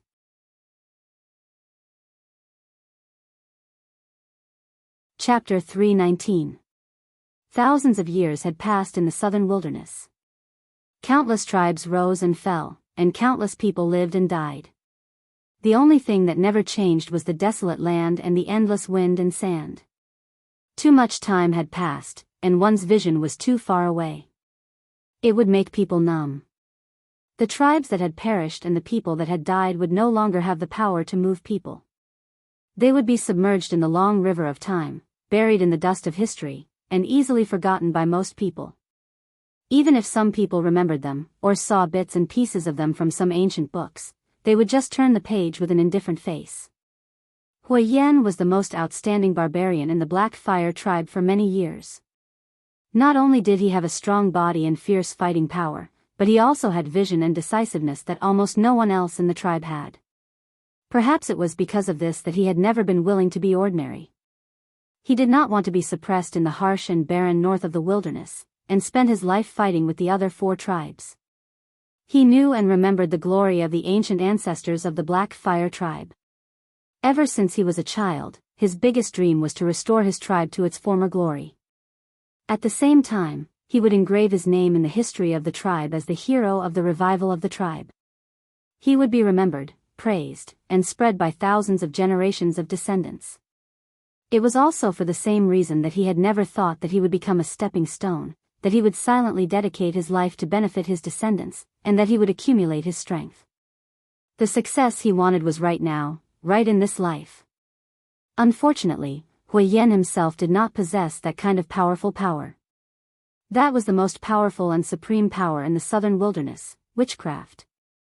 Therefore, when he suddenly saw the black fire on Lu Chen's body that day, this barbarian resolutely and inconceivably made the biggest gamble of his life in that short period of time. He desperately dragged a human man onto the pirate ship of the Black Fire tribe, and then pinned the hope of the tribe's revival on him. For this, he piously prayed to the god of fire. Just like in the past, the god of fire remained silent and did not respond. For thousands of years, the privilege of communicating with the god of fire only belonged to shamans and priests who had the power of witchcraft. Hui Yan did not know what the god of fire thought of his decision, but he could see that the Black Fire tribe had destroyed the Divine Wood tribe, which used to be on an equal footing with them, in one night. This was a glorious victory that the Black Fire tribe had never had in hundreds of years. This was an unimaginable eruption of the Black Fire tribe after years of decline. Perhaps this was the sign of the Black Fire tribe's rise again? Unlike the Divine Wood tribesmen who were at a loss about their future and had just experienced the extermination of their tribe, every warrior of the Black Fire tribe was extremely excited. As their leader, Hui Yan undoubtedly understood the importance of this battle. He could even imagine how the entire northern region of the wilderness would be shaken when the news that the Divine Wood tribe had been annihilated by the Black Fire tribe spread within a few days. The impact of this battle was even greater than the battle between the 4 races and the Mountain Spirit clan. In the darkness of the night, under the illumination of the torches, the troop moved forward. Except for Hui Yan and the huge black wolf Atsu, no one dared to approach the black-robed priest, whether it was the captives who had surrendered in fear or the warriors of the Black Fire tribe. "You've done well." Because there was no one around, it was easier for the two to talk. Hui Yan lowered his voice and said to Lu Chen. The hood on Lu Chen's head moved, and he turned his head to look at Hui Yan. In the light of the fire, his figure seemed like an illusory shadow, and the white bone mask covering his face made him look even more sinister and terrifying. Hui Yan frowned and said, "I don't like you wearing this mask. It's not something of our tribe." Lu Chen was silent for a moment, and then reached out to take off the white bone mask. When his human face, which was out of place among the people around him, reappeared in front of Hui Yan, for some reason, Hui Yan seemed to be relieved. "That's good," he said. Are you satisfied with the result of this battle? Lu Chen asked him. Huiyan smiled and nodded, saying, I can't think of a better result. As he said this, his expression became serious, and he looked at the people behind him, saying in a low voice, It's only these people that I'm still a little worried about. Lu Chen said lightly, I've already told you the reason why I'm doing this. This is something that can't be helped. Your tribe has been in decline for too long, and your strength is too weak. If you want to compete with the large tribes in the south, you can only take an unconventional approach if you want to see results in a short period of time. Huiyan was silent, but there was still a trace of worry on his face. He said, Are you really confident? Lu Chen looked at the darkness in front of him, and after a while, he said, We'll subdue as many as we can. As for those that we can't subdue, or those that refuse to sincerely submit, I'll let you handle them. Huiyan nodded, his face cold, and with a trace of murderous intent, he didn't say anything else. As a barbarian and the leader of the tribe, he was used to seeing blood, killing, and death. He naturally wouldn't be soft-hearted. That's right, how did you summon that shadow demon? After a while, Huiyan asked Lu Chen again, a trace of surprise and faint excitement on his face. I've heard of this thing when I was young, it's one of the most powerful monsters. Lu Chen hesitated for a while, then said, It's the fire god's staff's credit. Fire god's staff? Huiyan didn't understand, and asked, What about the fire god's staff? Lu Chen said, After it returned to its original state in the fire god altar, you might not have felt it, but I could feel that after the fire god's staff merged into one, its spiritual power greatly increased, and it also has an unimaginable power. When using the fire god's witchcraft, it seems to have the effect of amplifying the power by 10 times. What? Even though Huiyan was already used to being surprised these days, at this moment, he still couldn't help but be shocked. Lu Chen seemed to have already expected such a reaction from Huiyan. He smiled bitterly and said, That's right. You also know that it hasn't been long since I came into contact with the fire god's inheritance. There are many witchcraft that I can't use, but with the help of the fire god's staff, it's much more convenient. This is also the biggest reason why I dared to boast to you that we can definitely win against the Divine Wood tribe. Huiyan let out a long breath, nodded and said, I see. Then, he revealed a happy expression and said, If that's the case, as long as you diligently train, your cultivation will increase, and with this god's staff, won't even the shaman. He didn't dare to continue, but the meaning in his words was very clear. However, Lu Chen shook his head and said, I feel that this matter isn't as good as you think. Huiyan was stunned and said, Why? Lu Chen said, I vaguely feel that this kind of powerful effect probably has an upper limit. Once the power of the black fire god reaches a certain level, the fire god's staff will no longer have such a powerful help. Otherwise, how many powerful shamans and priests did your black fire tribe produce in the past? With just this fire god's staff, you would be able to flatten the southern wilderness and unify all the races in the north. Huiyan slowly nodded, looking a little disappointed, but he still smiled and said, You are right. But after so long, there's something I can't figure out. Lu Chen said. What's wrong? Lu Chen looked at him and said, Since the fire god's staff is so powerful, why did the ancestors of your black fire tribe split it into 2 and only brought 1/2 to the north? He smiled and casually said, It can't be that the shamans or priests of your black fire tribe in that era, when countless barbarian armies attacked the north, secretly decided that they would lose this battle, so they secretly left the fire god's staff behind and left a spark for your black fire tribe, right? Huiyan was stunned at first, then laughed and said, How is that possible? Lu Chen also laughed and said, That's right, it's impossible. That's why I can't figure it out. Huiyan shrugged his shoulders and said, Then don't think about it. Look in front of us. After walking for a while, we should be able to see our tribe's campsite. Father and the rest should be anxiously waiting for us. Lu Chen slightly narrowed his eyes and said, Let's go back and take a look. I don't know what they will think when they see the Divine Wood tribe people. Huiyan's face stiffened and he didn't say anything.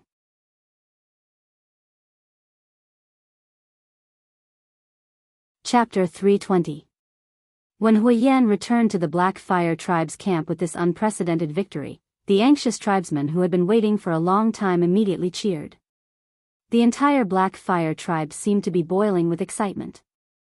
After returning to the camp from the secret cave in the oasis, they were most worried about their loved ones who had left for the war. Even if the barbarians were savage, fierce, and wild, they still had kinship and humanity. For example, among the Divine Wood Tribe's people who had surrendered, there were many barbarian warriors who would rather die than surrender. However, under the premise of the tribe's destruction, and when Lu Chen coldly threatened them with the fate of their families, they finally surrendered. Of course, it was also possible that some of them already had the desire to live in their hearts, but they had no excuse in front of the gods and ancestors. Lu Chen just happened to present this almost perfect excuse in front of them, allowing them to live with some humiliation but peace of mind.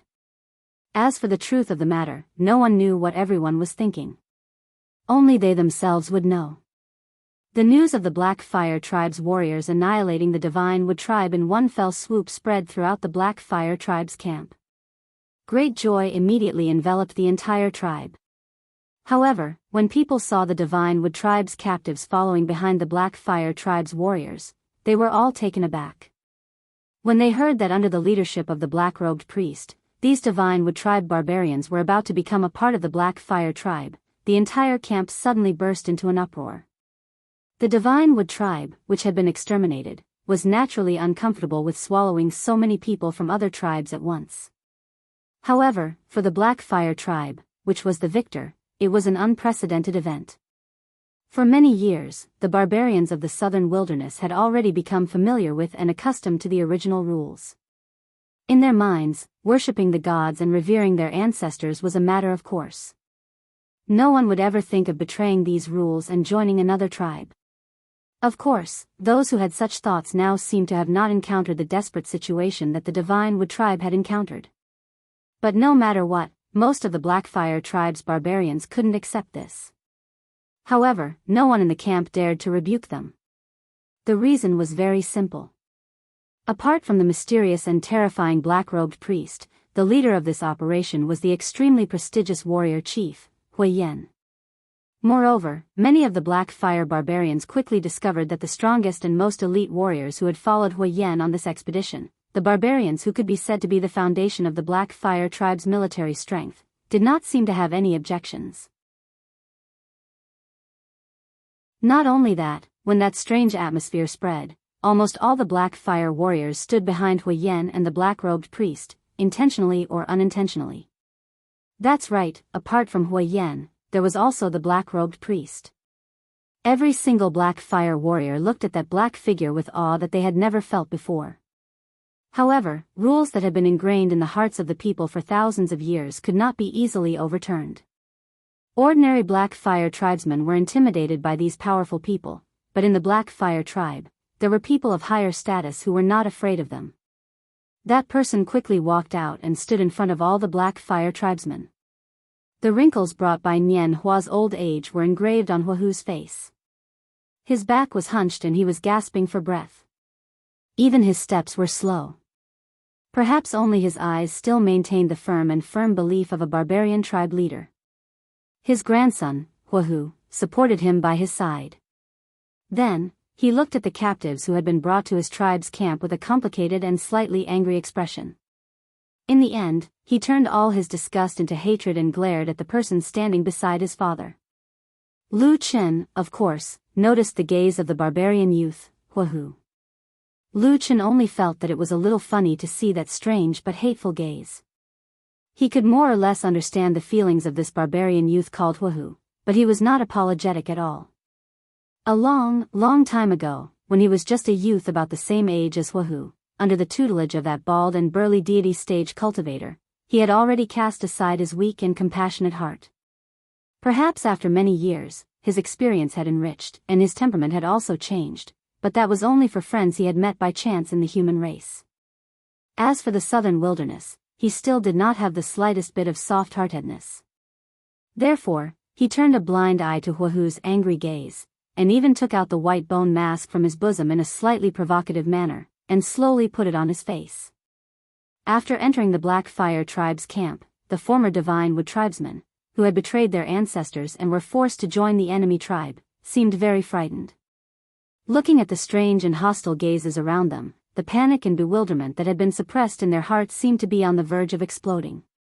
Who would believe the barbarians who had betrayed the beliefs of their ancestors? If it were him, he would not believe it either. So, what would be waiting for him? The unpredictability and fear of death could drive a person insane. Therefore, the women tightly hugged their crying children with tears in their eyes, while the men clenched their fists and gritted their teeth.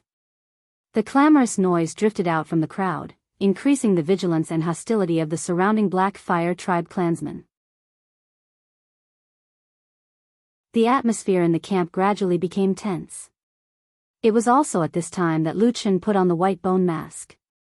Under the sunlight, Lu Chen looked like the shadow of a demon at this moment, contrasting with the gloomy white bone mask, making him look even more terrifying.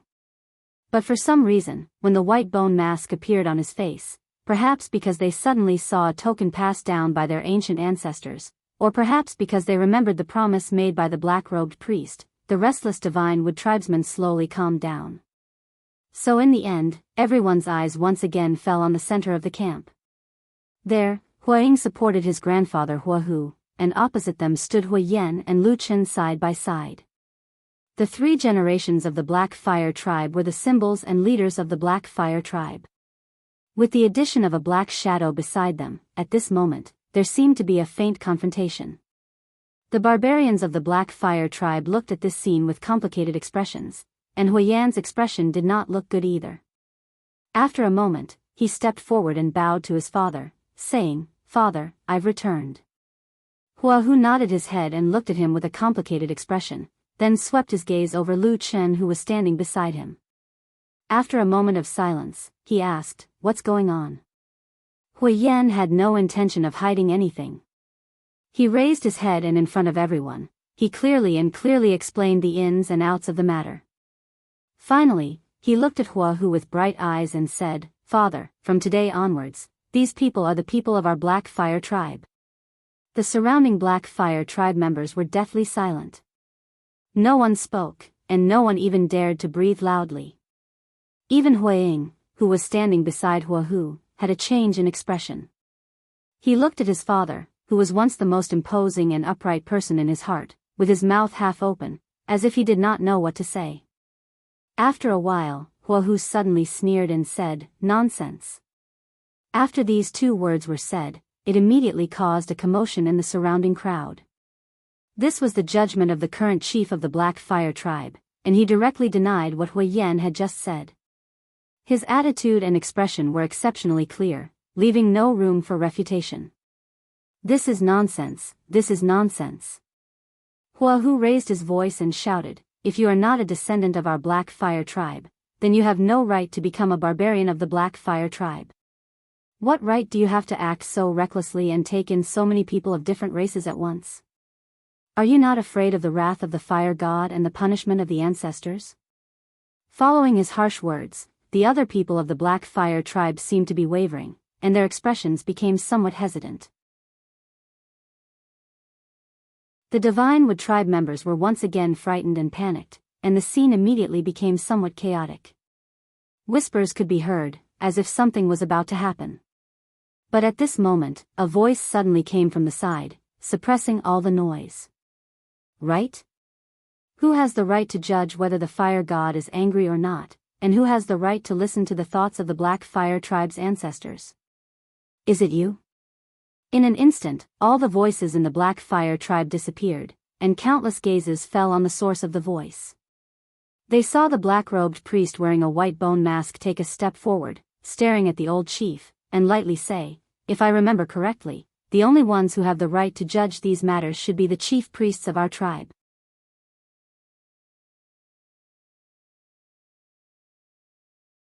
Chapter 321. It was so quiet in the Black Fire tribe's camp that one could hear a pin drop. Everyone's faces were cold and stunned. The only difference was that most of the Black Fire clan members were shocked and worried, while many of the Divine Wood clan members who had been exterminated and captured had expressions of joy on their faces. Even though the terrifying black-robed priest was the biggest culprit behind the destruction of the Divine Wood tribe, and even though they still hated this black-robed man not long ago, in this sudden internal strife of the Black Fire tribe, many of these captives who were in an awkward situation and could not even control their own lives secretly sided with Lu Chen. Humans were complicated and strange. Perhaps it was because Lu Chen was the only person in this hateful Black Fire tribe who had promised to let them live. Or perhaps it was simply because Lu Chen once wore the white bone mask passed down by the Divine Wood tribe's ancestors that they subconsciously felt a sense of familiarity with him. But no matter what, no one here cared about the thoughts of these captives at this moment. After Lu Chen bluntly said such straightforward words that almost hit the nail on the head, the atmosphere instantly became so cold that it was almost on the verge of exploding. The old chief of the Black Fire tribe looked as if his entire face was twisted. Perhaps for many years, no one had dared to speak to him like this, and no one had dared to challenge his authority in such a straightforward manner. Even Huiyan, who was the successor of the next generation that he had groomed, had always treated him with great respect even when he had some disagreements with him. He had never been so bold before. However, all of this wasn't important at all. Even though these so-called offenses, anger, and so on made the aged fire tiger furious, under his twisted and furious expression, his heart was slowly turning cold and sinking. Because what the human male, the black-robed priest, had said was correct.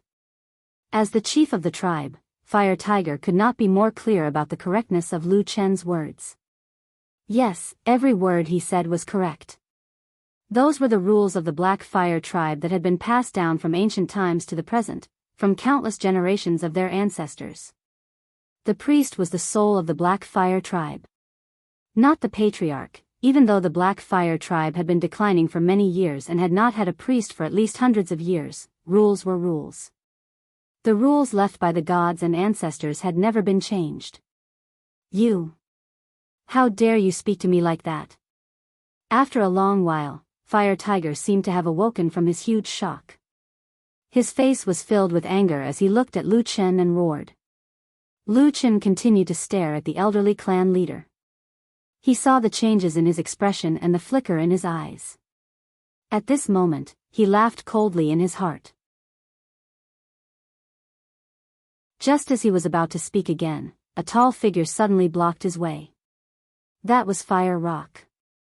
As expected, in the end, were these two still father and son? Lu Chen narrowed his eyes and stared at Huiyan's back. Huiyan stood motionless, but for some reason, his back seemed to tremble slightly. Perhaps it was because he felt a little cold. However, his face was still looking forward, looking at his father and son who were in a state of rage. Perhaps Fire Tiger could still barely control his emotions, but it seemed as if the young Fire Hawk could no longer endure it. His eyes had already turned red, and a beast-like roar came from his throat. It seemed as if Lu Chen's provocation towards Fire Tiger had completely infuriated him. Thus, even with Huiyan standing between them, Fire Hawk was still unable to endure it. Huiyan noticed Fire Hawk's appearance and frowned. Just as he was about to stop him, Fire Hawk suddenly roared and pulled out a blade from his waist. Then, like all the warriors of the Black Fire tribe, he roared and rushed forward, swinging his blade at Lu Chen. At the same time, he shouted, "Bold bastard, how dare you speak to your grandfather like that? I'll cut you to death." The blade cut through the sky, bringing with it a trace of coldness. The entire situation seemed to be about to escalate at this moment. Lu Chen sneered, the Black Fire tribesmen were shocked, and Fire Tiger reached out to pull him back but was unable to. All the warriors of the Black Fire tribe, without exception, stood in place without moving. No one stopped Fire Hawk, but no one rushed out to help him either. For a moment, Fire Tiger seemed to have sensed something. His gaze swept across the surroundings, and his expression became more and more unsightly. Huiyan snorted coldly and frowned. His body moved slightly, looking like he wanted to go forward and stop his son. However, at this moment, everyone in the camp suddenly heard the shrill howl of a wolf. A black shadow suddenly scuttled out from Lu Chen's side like a bolt of lightning, instantly pouncing on the Fire Hawk who had just drawn his blade and charged over with lightning speed, instantly pinning him to the ground. That was Black Wolf Atsu. The huge wolf body seemed to directly crush the youth's resistance, and Atsu easily pushed him to the ground. Then, with a roar, it opened its bloody mouth with sharp fangs and directly bit down on Firehawk's throat. Everyone's expression changed. No matter what, Firehawk was still the grandson of Chief Huahu and the only son of the next chief, Huiyan. For a moment, only a series of whooshing sounds could be heard. Finally, 7 or 8 figures rushed out and pounced on Atsu. But it looked like it was too late. In the blink of an eye, those huge fangs had already bitten Firehawk's neck. At this moment, Huiyan suddenly turned around and shouted at Lu Chen, "Stop! Stop!" Almost at the same time, Lu Chen also shouted to stop Atsu. Atsu's movement stopped at this critical moment, but its sharp fangs did not leave Firehawk, whose face had already turned as pale as paper. It pounced on Firehawk's body, and then glanced at Lu Chen from the corner of its eye. Lu Chen ignored it. He did not speak, nor did he make any movements. He only looked indifferently at the burly barbarian in front of him. After a moment, he said, "What do you want to do?" Huiyan gritted his teeth. After a moment, he said in a low voice, word by word, "He is my son." Lu Chen did not speak, and only quietly looked at him. Huiyan's gaze also met his without flinching. Just like this, after an unknown amount of time, Lu Chen slowly nodded, then took a step forward and walked past Huiyan. When he reached Huiyan's side, he waved his hand. Atsu growled and finally let go of the barbarian youth. It trotted all the way back to Huiyan's side. At the same time, Lu Chen used a voice that only Huiyan could hear and said, "He is your son, but he just attacked a tribal priest. Do you still remember the consequences of this kind of reckless behavior a few hundred years ago?" Huiyan silently stood where he was. His expression was abnormally ugly, but he did not say anything. He only watched as Lu Chen walked away. The conflict within the Black Fire tribe suddenly stopped, and then the entire tribe camp seemed to have regained its peaceful and joyful atmosphere. However, whether it was the Black Fire tribe members or the large number of Divine Wood captives, they could all feel the faint undercurrent under the calm surface. Everyone dispersed, and then there were people who came forward to settle down the Divine Wood captives. Although someone had previously promised to let them join the Black Fire tribe, it was obviously not a good time to bring this up. After the sky turned dark, in the northeast corner of the camp, in a stone house that had been specially cleared out, Atu the Black Wolf laid at the door, while Lu Chen leaned against the window, looking at the moon that had just risen in the night sky. Apart from the two of them, there was another person in the house. It was Huiyan. He was sitting not far from Lu Chen, looking somewhat silent. Lu Chen retracted his gaze from the slowly rising moon and looked at Huiyan, saying, "What are you thinking about?" Huiyan was silent for a moment, then said, "Why did you deliberately do that in front of the entire tribe?" Lu Chen lightly said, "According to the rules of your tribe, I am now a priest." "What do you think a tribal priest would have done in that kind of situation?" Huiyan did not speak. Lu Chen sneered, saying, "If it was any other priest or shaman in the history of the Black Fire tribe, if they met someone who dared to offend them like today, then your son would already be a dead man." He waved his hand, saying calmly, "You know, I was lenient because of you." Huiyan said with some difficulty, "You have to give them a little more time, so that they can accept these things now."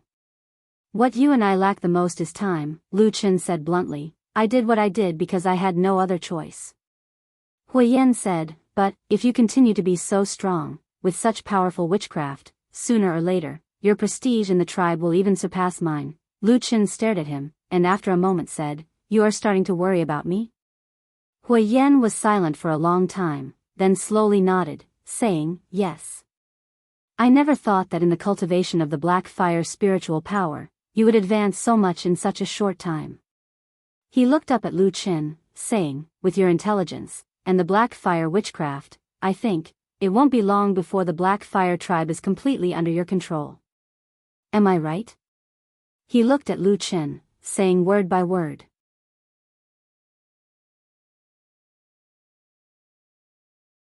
Chapter 322. The room was very quiet. Neither Lu Chen nor Huiyan spoke for a long time. Atsu's huge body completely blocked the door. It didn't look like a monster, but more like an overfed dog. It glanced at the people in the room tiredly and yawned. It seemed to be bored and slowly narrowed its eyes. Do you know what you're saying? Lu Chen looked at Huiyan and said calmly, you're actually worried that a human will steal the entire Black Fire tribe? Huiyan shook his head and said, you're not a normal human. You're now the messenger of the fire god, the priest of our Black Fire tribe. For thousands of years, we barbarians have long been used to obeying the orders of shamans and priests. As long as you truly gain the respect of the entire tribe, then they will definitely listen to your orders, and from then on, obtain supreme power. Then what do I want this power for? Lu Chen suddenly interrupted him and asked Huiyan. Huiyan was silent. Lu Chen laughed coldly and said, don't forget, from beginning to end, it was you who dragged me into this. I have no interest in your barbarian games or things like reviving glory. How about this, if you're really worried, then tell me how to return to the north. I'll immediately leave this place and let your Black Fire tribe sleep peacefully. How about that? Huiyan thought for a while, then looked very seriously at Lu Chen and said, you can't leave. Lu Chen rolled his eyes and said unhappily, if I didn't know that you're a fanatic believer of the fire god, then no matter how I force you, it'll be useless. Otherwise, I would really want to cast a black fire curse on you and let you have a taste of that. Although Huiyan was brave, he couldn't help but frown when he heard those words. He looked at Lu Chen with a complicated expression and said after a moment of hesitation, speaking of which, didn't you make a promise to the Divine Wood tribe that you would personally guarantee their fate? Why do you want to leave this place so soon? Have you ever thought that after you leave, won't they all fall into a miserable fate after being abandoned by you? In this way, isn't it breaking your oath? What's there to be afraid of? When I swore that day, I only talked about the Black Fire tribe, not myself, Lu Chen replied calmly. Huiyan was momentarily speechless. After which, he looked at Lu Chen's expression and bitterly laughed for a moment. However, he shook his head and said, forget it, let's not talk about this. There's something I need to discuss with you. Lu Chen said, what is it? Speak. Huiyan said, you are now an official priest of our Black Fire tribe, please don't say that.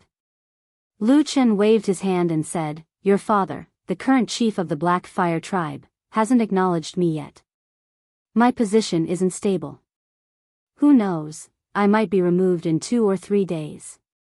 Huiyan sighed and said, my father still can't understand our thoughts and methods for now. But don't worry, as long as I'm here, he will always stand on your side.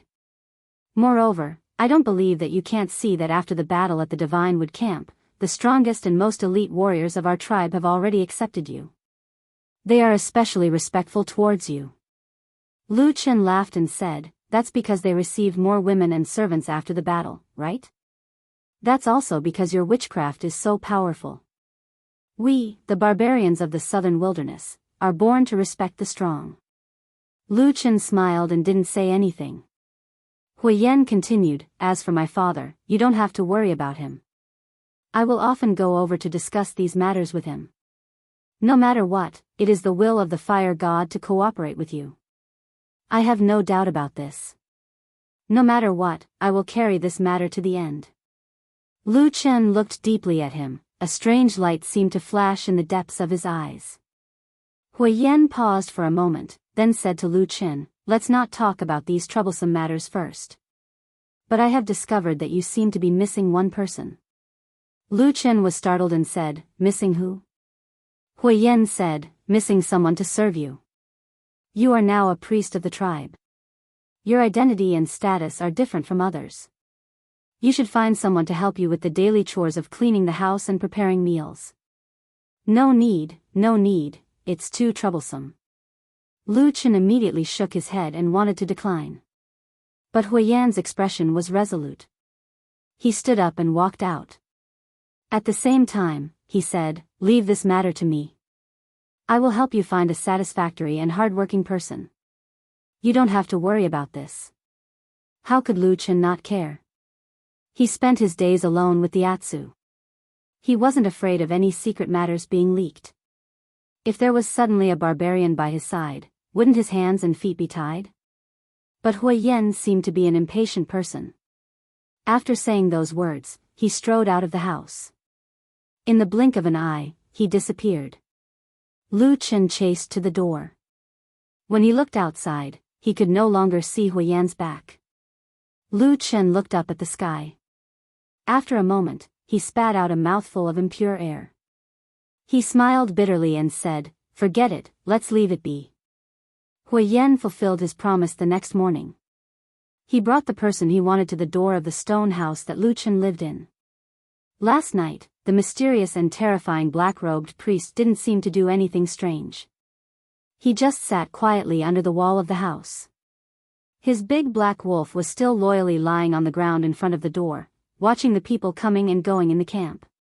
For thousands of years, Lu Chen was the first human to come to the southern wilderness. So Hui Yan certainly couldn't find another human to serve him. So, the person that Hui Yan brought over this morning was a barbarian. It was a female barbarian.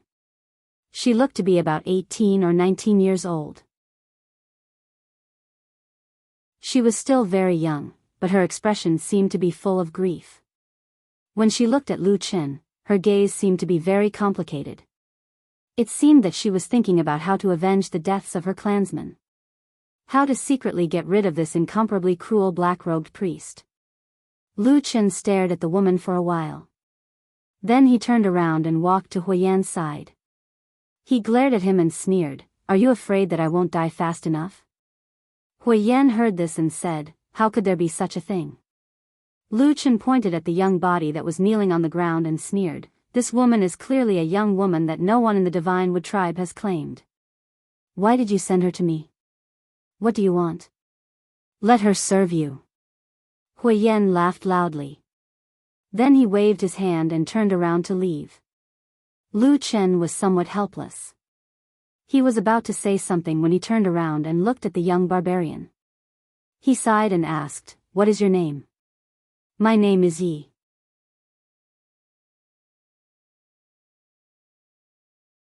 Chapter 323.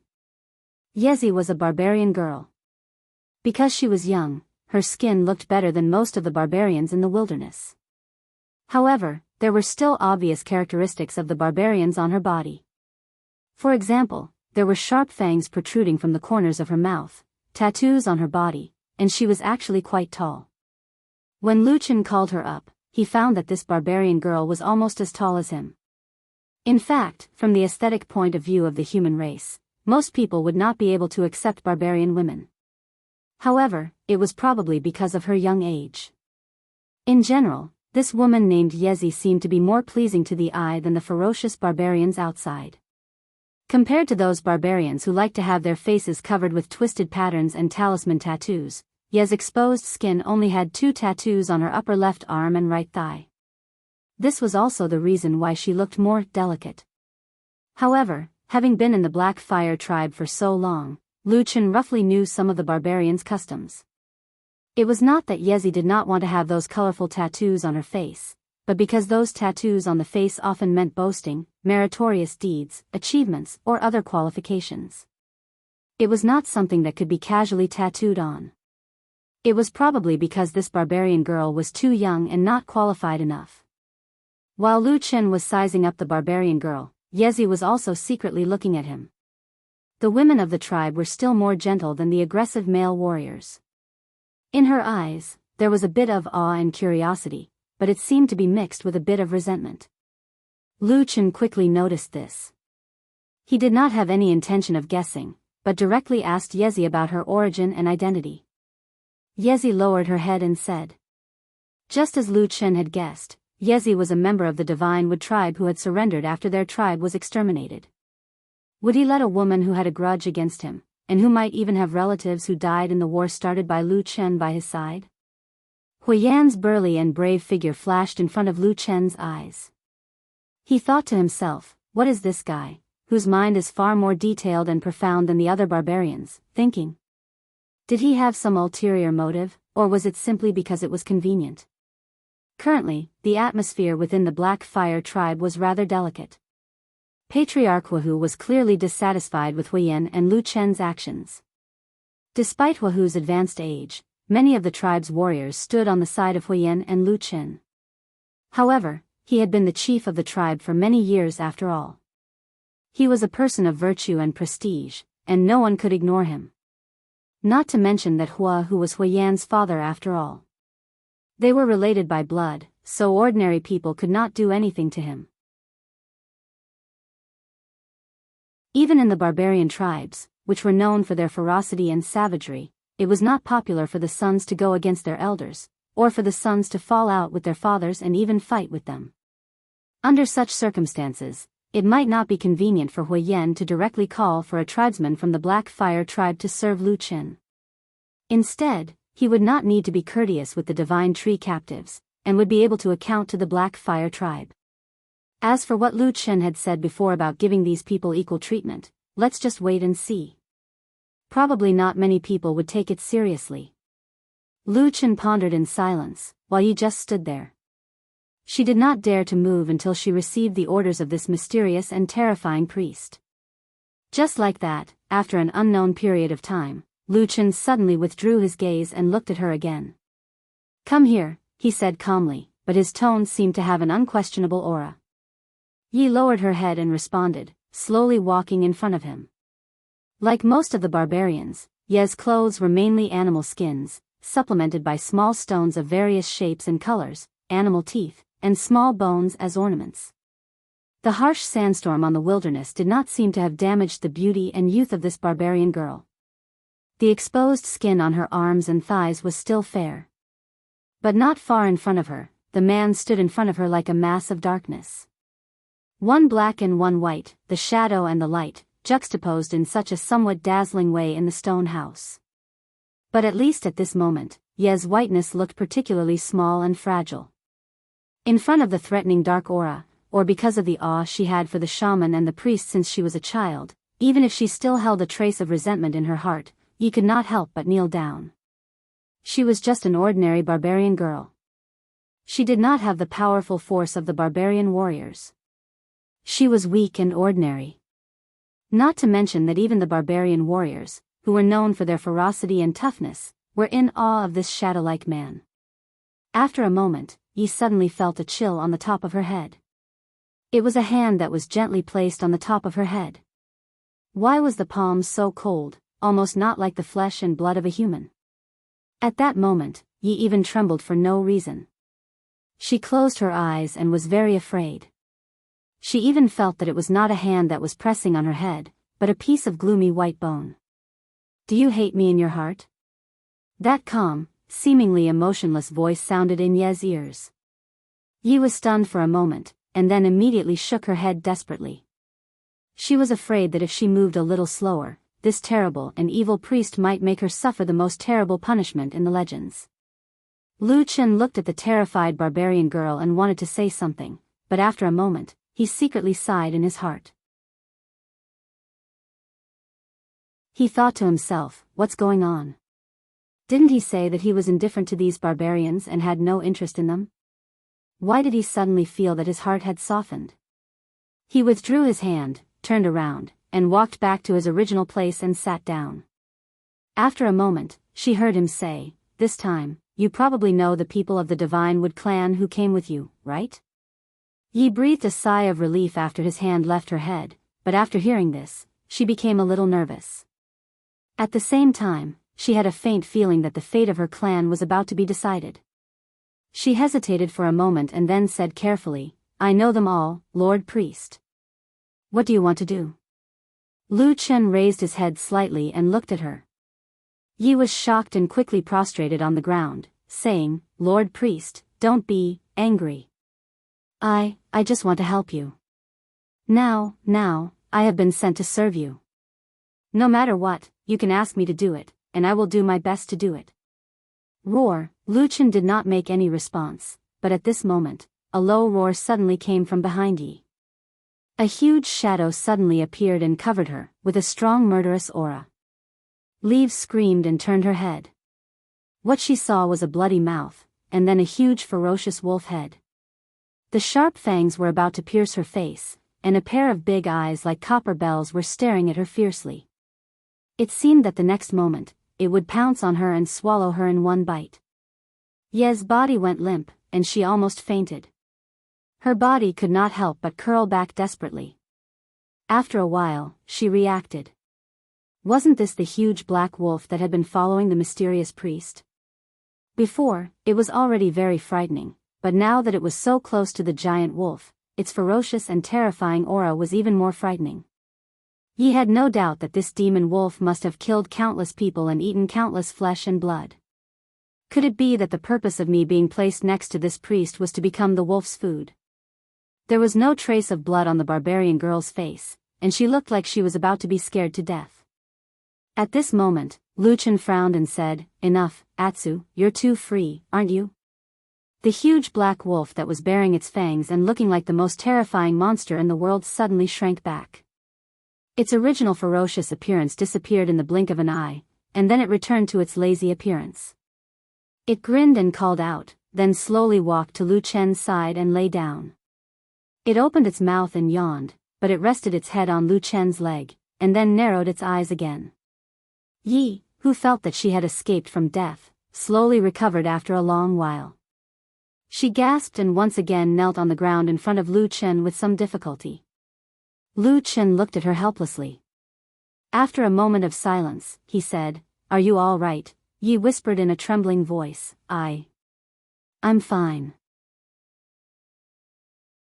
Lu Chen sighed and said, "If you're tired, you can go back and have a rest for a while."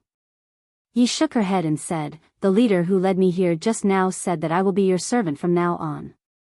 From today on, I will eat, drink, and live here. I can't go anywhere." Lu Chen was speechless for a moment. After a moment, he said, "Then do as you please." Yi bowed her head and agreed. After a while, she looked around again, and then quietly got up and walked to the side to start cleaning up the house. Lu Chen didn't care about her. Anyway, there was nothing important in this house. After waiting for a while, he suddenly seemed to think of something, and then asked Yi casually, "By the way, among your people this time, how many warriors or adult men are there who can fight?" Ye's body trembled, and her face suddenly turned pale. Lu Chen waited for a while, but found that he didn't get the answer he wanted. He frowned and looked at her. "What's wrong with you?"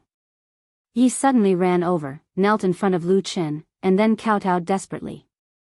Her eyes were full of tears, and she cried, Your Excellency, I beg you to let my people go. As long as you don't let them die, I'm willing to do whatever you want you to do." With that, she seemed to have made a difficult decision. She suddenly put her hand on her animal skin clothes, and was about to tear them off.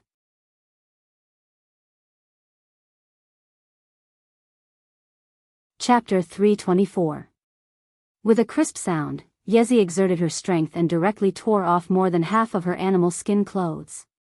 Lu Chen only felt a sudden flash of white light in front of his eyes.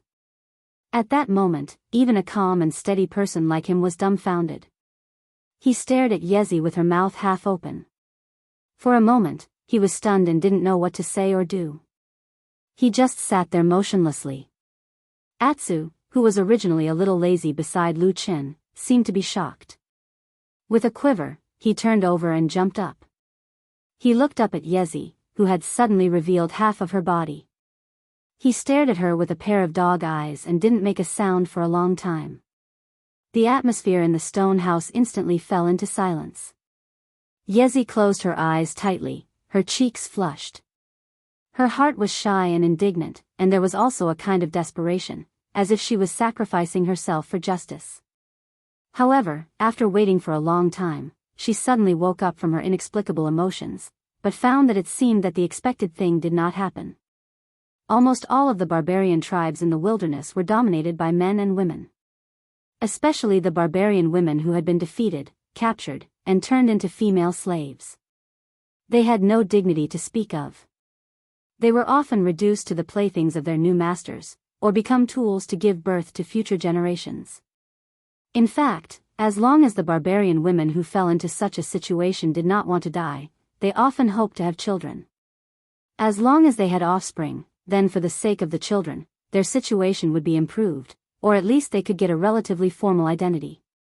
In Yezi's original expectation, she was ready to give up her dignity and sacrifice her body.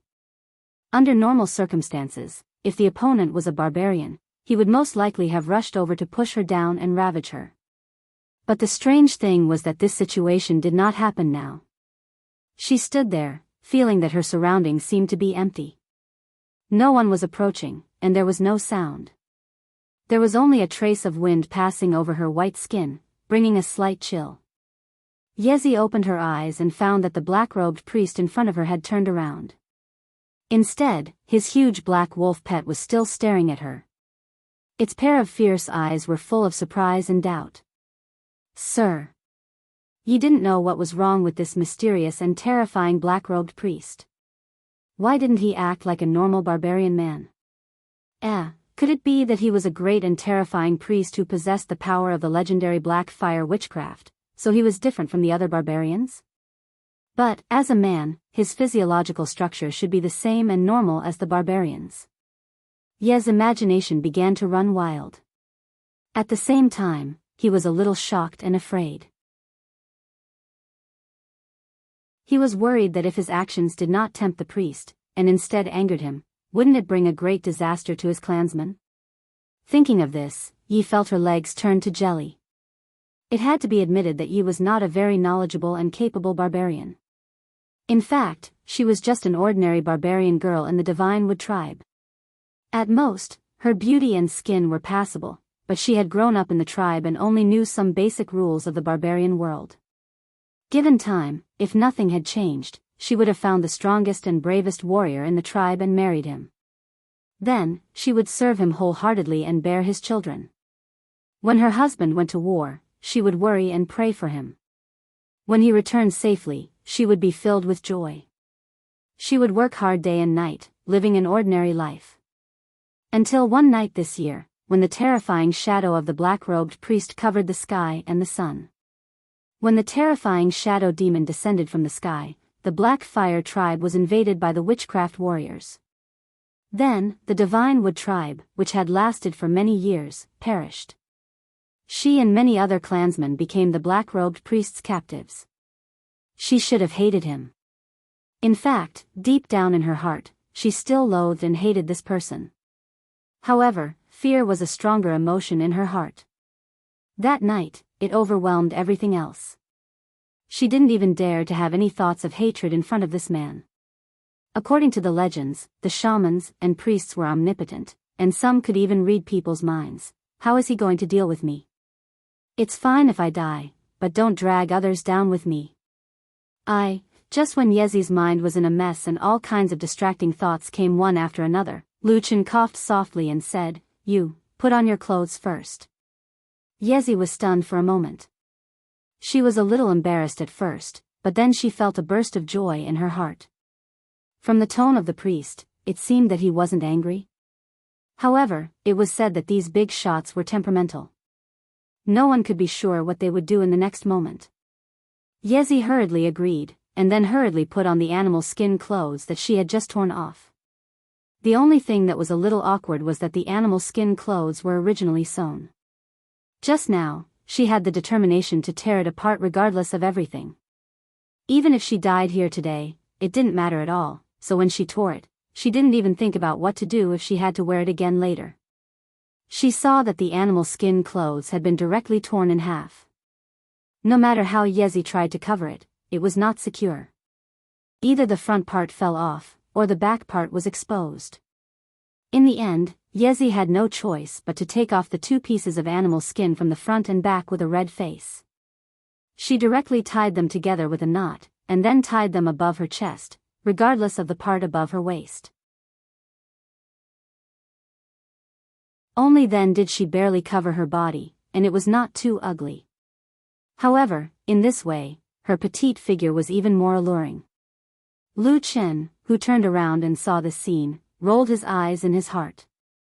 He thought that it was fortunate that this barbarian girl had a barbarian face and two small fangs that were similar to that of a beast. Otherwise, the temptation was really not small. But in any case, even if Lu Chen was not a gentleman for so many years, and had done many shady things, he still had no interest in a barbarian woman. So, after glancing at Yezi's exquisite body, he turned his eyes away, frowned and said to Yezi, I just want to ask, how many warriors are left in your tribe now? Why do you look like the sky is falling down? Yezi's eyes were red, and there were faint tears in them. She knelt on the ground again and said, I beg you, Your Excellency, please let my people go. Lu Chen sighed, walked to her and sat down, saying, What are you thinking in your heart? Tell me clearly. Yezi hesitated for a moment, but still lowered her head and said. It turned out that in the southern wilderness, because the barbarians were fierce and warlike, there were often tribal wars in the past. Since there was war, there was naturally blood, death, and captives. The barbarians were not polite to the captives. With their fierce nature, one could easily imagine the fate of those captives. The women could be divided up like property. If the men were not tortured to death, they would be forced to do some extremely dangerous work. Or they would be forced to charge at the front lines in the next battle. They would be used as cannon fodder to exhaust the enemy's strength. Yezi naturally knew these things. In fact, she did not have much hope, but on the night of the extinction of the tribe, Lu Chen gave them hope, saying that they should be treated equally and become a part of the Black Fire tribe. This was naturally very different from the treatment of captives in most barbarians' minds. But it was this little bit of hope, coupled with the oppression of the tragic fate of their families, that led to so many people being forced to surrender. Yezi had just heard Lu Chen's words, not including women and children, but only the number of adult men. This immediately triggered the most terrifying thought in her heart, and she immediately lost control. After listening to the barbarian girl lying on the ground in front of him, intermittently sobbing from time to time, Lu Chen did not know whether to laugh or cry. He shook his head and said with a wry smile, You've misunderstood. I didn't mean that. Yezi's body stiffened, and she immediately raised her head to look at the black-robed priest. Her eyes were filled with surprise, and it seemed that even the hidden hatred seemed to have faded a lot. Lu Chen waved his hand and said, I have no intention of going back on what I said to you. As long as I am here, I will naturally do it. You can also say these words to your people when you go back. Yezi nodded repeatedly and said, I will. Thank you, Your Excellency, thank you. Lu Chen snorted and said, Now you should be relieved. Now can you tell me how many men there are in your Divine Wood tribe? Yezi did not answer directly. She looked a little hesitant. Lu Chen said with some amusement, Do you have a brain or not? I'm just asking you in passing. Do you think I won't know if you don't tell me? Believe it or not, I can go out and find a few leaders of the Black Fire tribe and ask them directly. Yezi thought that it was true, and immediately became a little discouraged. She could only say with some embarrassment, about 40 people. Lu Chen was a little surprised, but then he understood. Of course, not all of them were the warriors of the Divine Wood tribe in the past. There should be a lot of them just to make up the numbers. He pondered for a moment and waved his hand, saying, Go and call those men over. Yezi was a little worried again, but after seeing Lu Chen's expression, she did not dare to say anything more. She could only agree and go out. And after watching her leave, Lu Chen subconsciously felt a sense of relief. The burst of dazzling white just now was dazzling. It was really rare to see a barbarian woman with such good skin. At this moment, Hei Lang suddenly let out a low growl. Lu Chen glanced at it and said, What are you doing? Behave. Atsu looked at him with a look of contempt.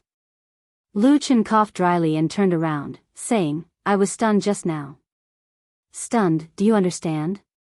I was stunned, so I didn't mean to stare. Roar. Lu Chen ignored it and walked slowly to the side. Then he muttered in a low voice, I didn't expect it to be so big.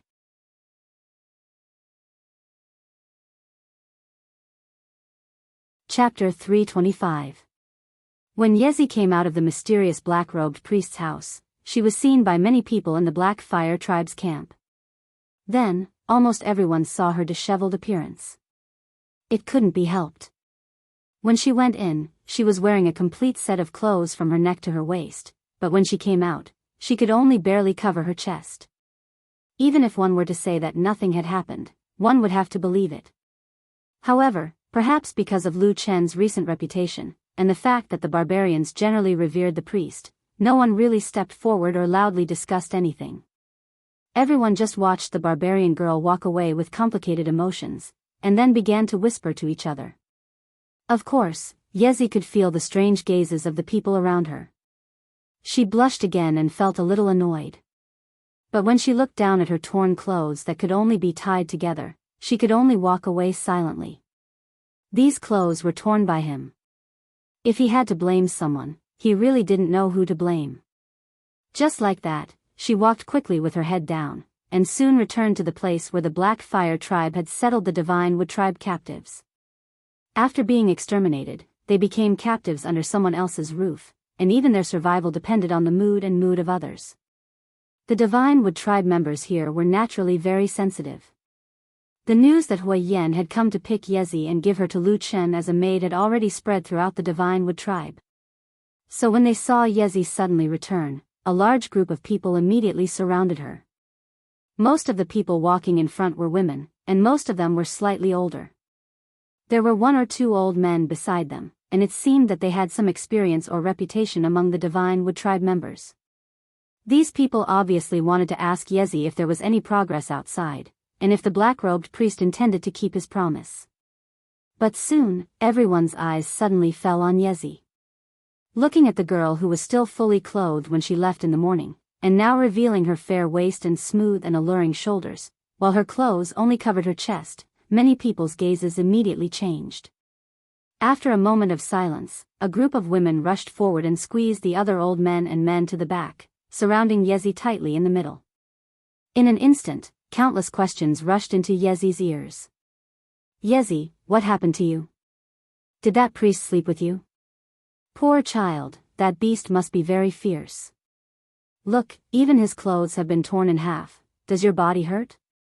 How pitiful. Come over here. Auntie will give you a hug.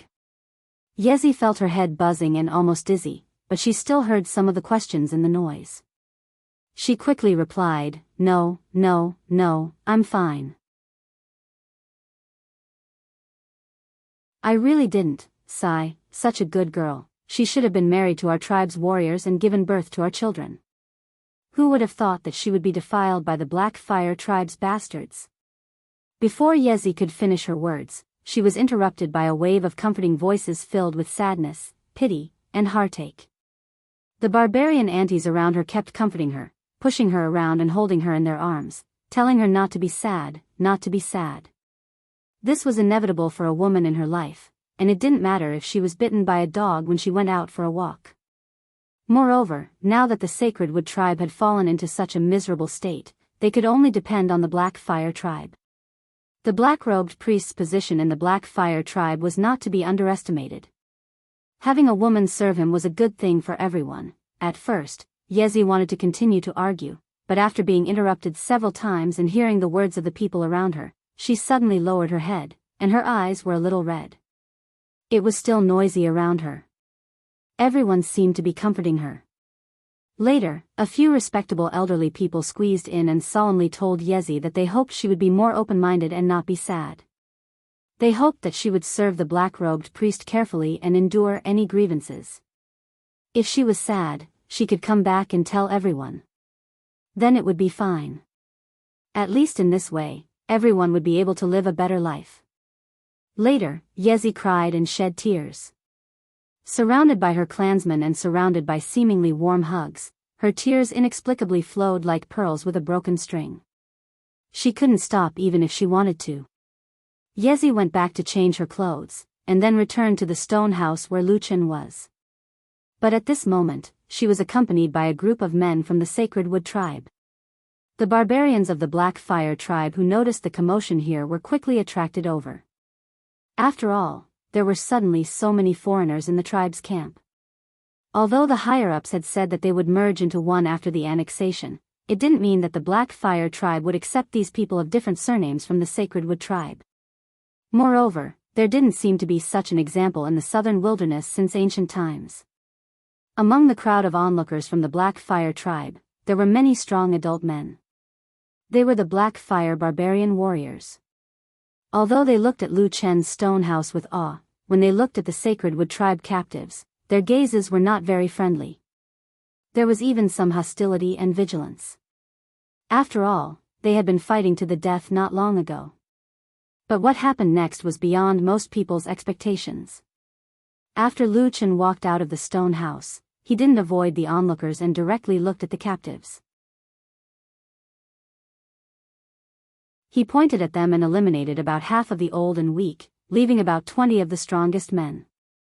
After that, Lu Chen returned to the stone house with the huge black wolf and Yezi. The people who were eliminated went back first, leaving the remaining 20 people standing outside the house at a loss. After a while, footsteps sounded in the stone house again, but this time it was Yezi who walked out alone. Her expression looked a little complicated, but she was generally calm. Under the gaze of the crowd, she walked towards the 20 people and pointed at one of them, asking him to follow her into the stone house. At this time, not only were the remaining people bewildered, even the onlookers from the Black Fire tribe did not understand what the black-robed priest was going to do. They all whispered to each other. But just as they were whispering to each other, an inexplicable aura suddenly emanated from the dim stone house. Although it was not as exaggerated as the sky changing color, and although there were no abnormalities or obvious changes, everyone seemed to feel their hearts beating violently. Then, for a moment, the stone house seemed to be completely dark. It was shrouded in incomparably deep darkness, and in the deepest part of the dark shadow, there seemed to be a flame suddenly burning. No one could see the flame. It was just a feeling. Perhaps it was because the flame was black. Everyone quietened down and stared at the dark stone house. After waiting for a while, it seemed like a long time. Finally, the darkness seemed to slowly fade, and after a while, a figure slowly walked out. It was the divine wood warrior who was called in by Yezi. At this moment, the strong barbarian warrior looked a little defeated, and his expression was a little complicated. He looked a little nervous, a little worried, and a little excited. Moreover, he seemed to be relieved. All kinds of strange and contradictory feelings appeared on this barbarian at the same time. No one could figure out what he had experienced just now.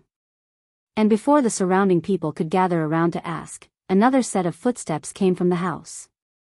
Soon, the barbarian girl, Yezi, walked out again. After looking around expressionlessly, she pointed at another barbarian waiting outside and asked him to follow her in. When Yezi and the somewhat uneasy man entered the stone house again, the surrounding divine wood warriors immediately surrounded the first barbarian warrior and began to ask questions. The surrounding Black Fire tribe people also stretched their necks to get closer to them. They were also very curious. In the crowd, the barbarian warrior with a complicated expression was silent for a moment. Suddenly, he stretched out his hand and pulled open the front of his shirt, revealing his strong chest. Immediately, the surrounding people's gazes fell on his bulging muscles. Suddenly, everyone became silent. Where the crowd's line of sight could reach, there was now a totem symbol that was shaped like a blazing flame on the vital point of his chest. The totem symbol was completely black, deep and murderous, and it looked as if it would really burst into flames at any moment. That was the totem symbol of the Black Fire tribe. With the appearance of this symbol, there was a sudden uproar in the crowd further away. Several people, almost all of them warriors of the Black Fire tribe, cried out in surprise. In the middle of their foreheads, there was also the same rune. It was the same rune that Lu Chen used to cast the Black Fire witchcraft to demonize them.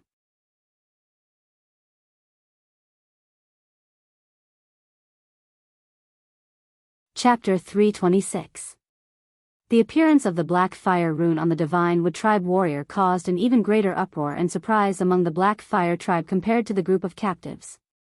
Everyone whispered to each other, anger and surprise on their faces. At the same time, a few strong barbarian warriors even turned around and ran into the distance. After a while, a group of people surrounded Huiyan and walked over with large strides. The group of people in front quickly felt that something was wrong and quickly made way for them, including the group of Divine Wood Tribe captives. Although there was still a hint of unwillingness on their faces, there was also a hint of fear on their faces. Most of them lowered their heads and retreated to the side. People who had just been exterminated and captured would never have the courage to resist.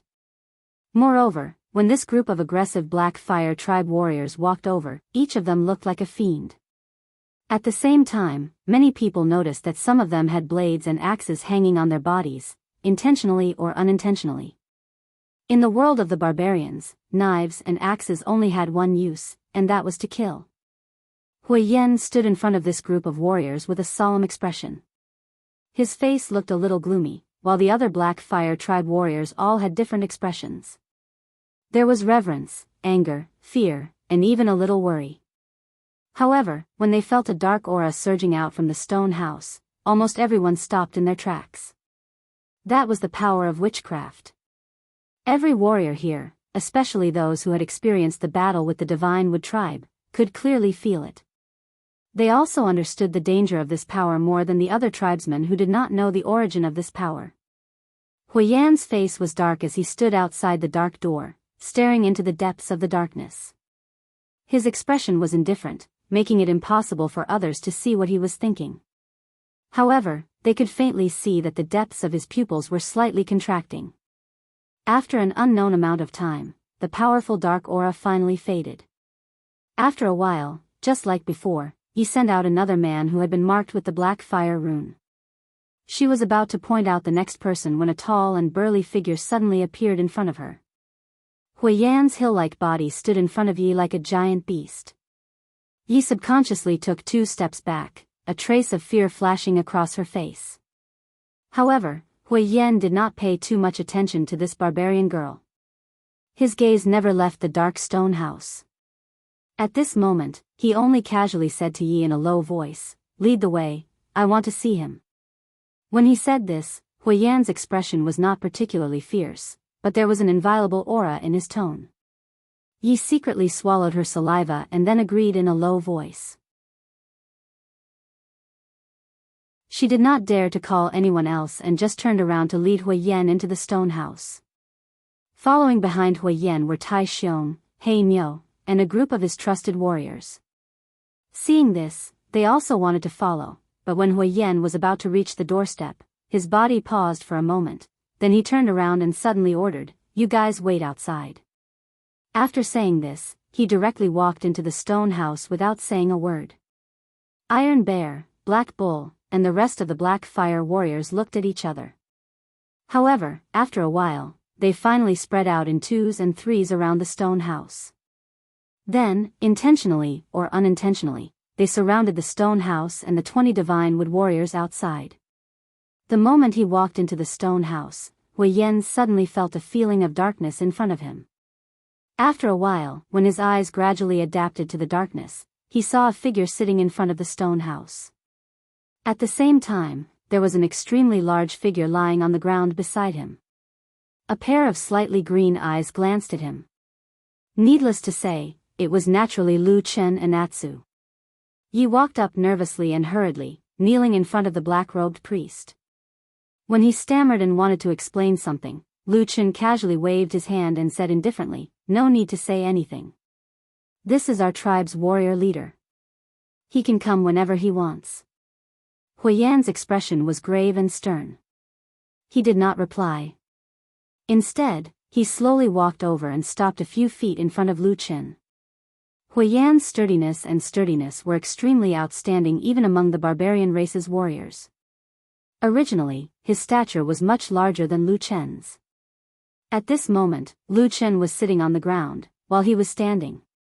The difference between the two of them seemed to be even greater.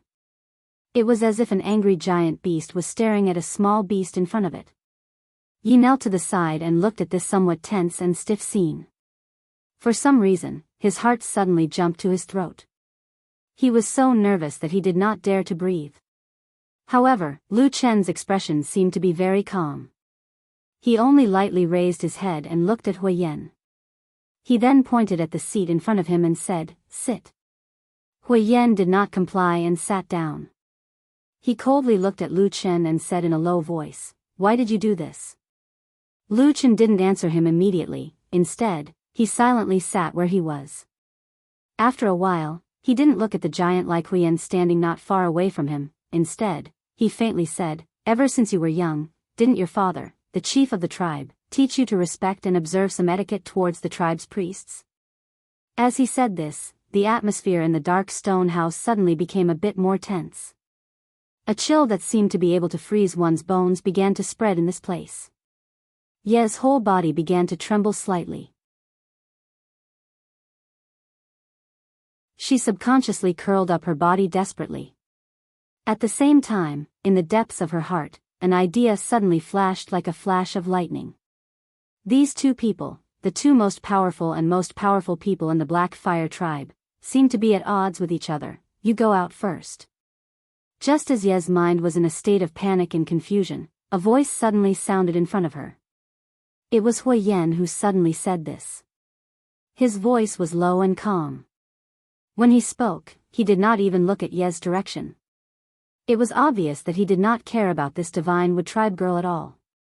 Yi looked at Lu Chen with trepidation. When she saw him lightly wave his hand, she jumped up as if she had been pardoned and quickly walked out of the stone house. The moment she stepped out of the door, when light shone on her from outside, Yi somehow had the illusion that she had returned to the human world from hell. She let out a long sigh of relief. But very quickly, she found that there were many barbarian warriors standing around her. Each of them had a cold expression on their faces as they looked in her direction. On their hands, the sharp edges of the blades and axes were flashing with cold light. Ye's heart that had just warmed up suddenly turned cold again. Then, it sank again. In the stone house, when there were no outsiders present, the atmosphere actually began to ease a little. Even the giant wolf Atsu that had been snuggling up to Lu Chen did not show any hostility or vigilance towards Huiyan. Huiyan silently sat down in front of Lu Chen. After which, he raised his head to look at the latter. Very quickly, he discovered that Lu Chen was still wearing the white bone mask. His brows involuntarily furrowed as his expression turned a little ugly. "Why are you wearing that again?" Lu Chen took off the white bone mask from his face and placed it at the side.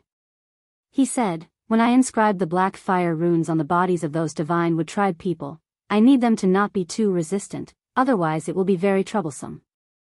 I found that wearing this thing was quite useful, probably because this mask was passed down from their ancestors. When they saw me wearing it, they would feel relaxed, and they wouldn't be too hostile towards me, which made it easier for them to cast their spells." Huiyan snorted and said, "Why do you want to use this kind of spell on them? You should know that this is a power that belongs to our Black Fire tribe."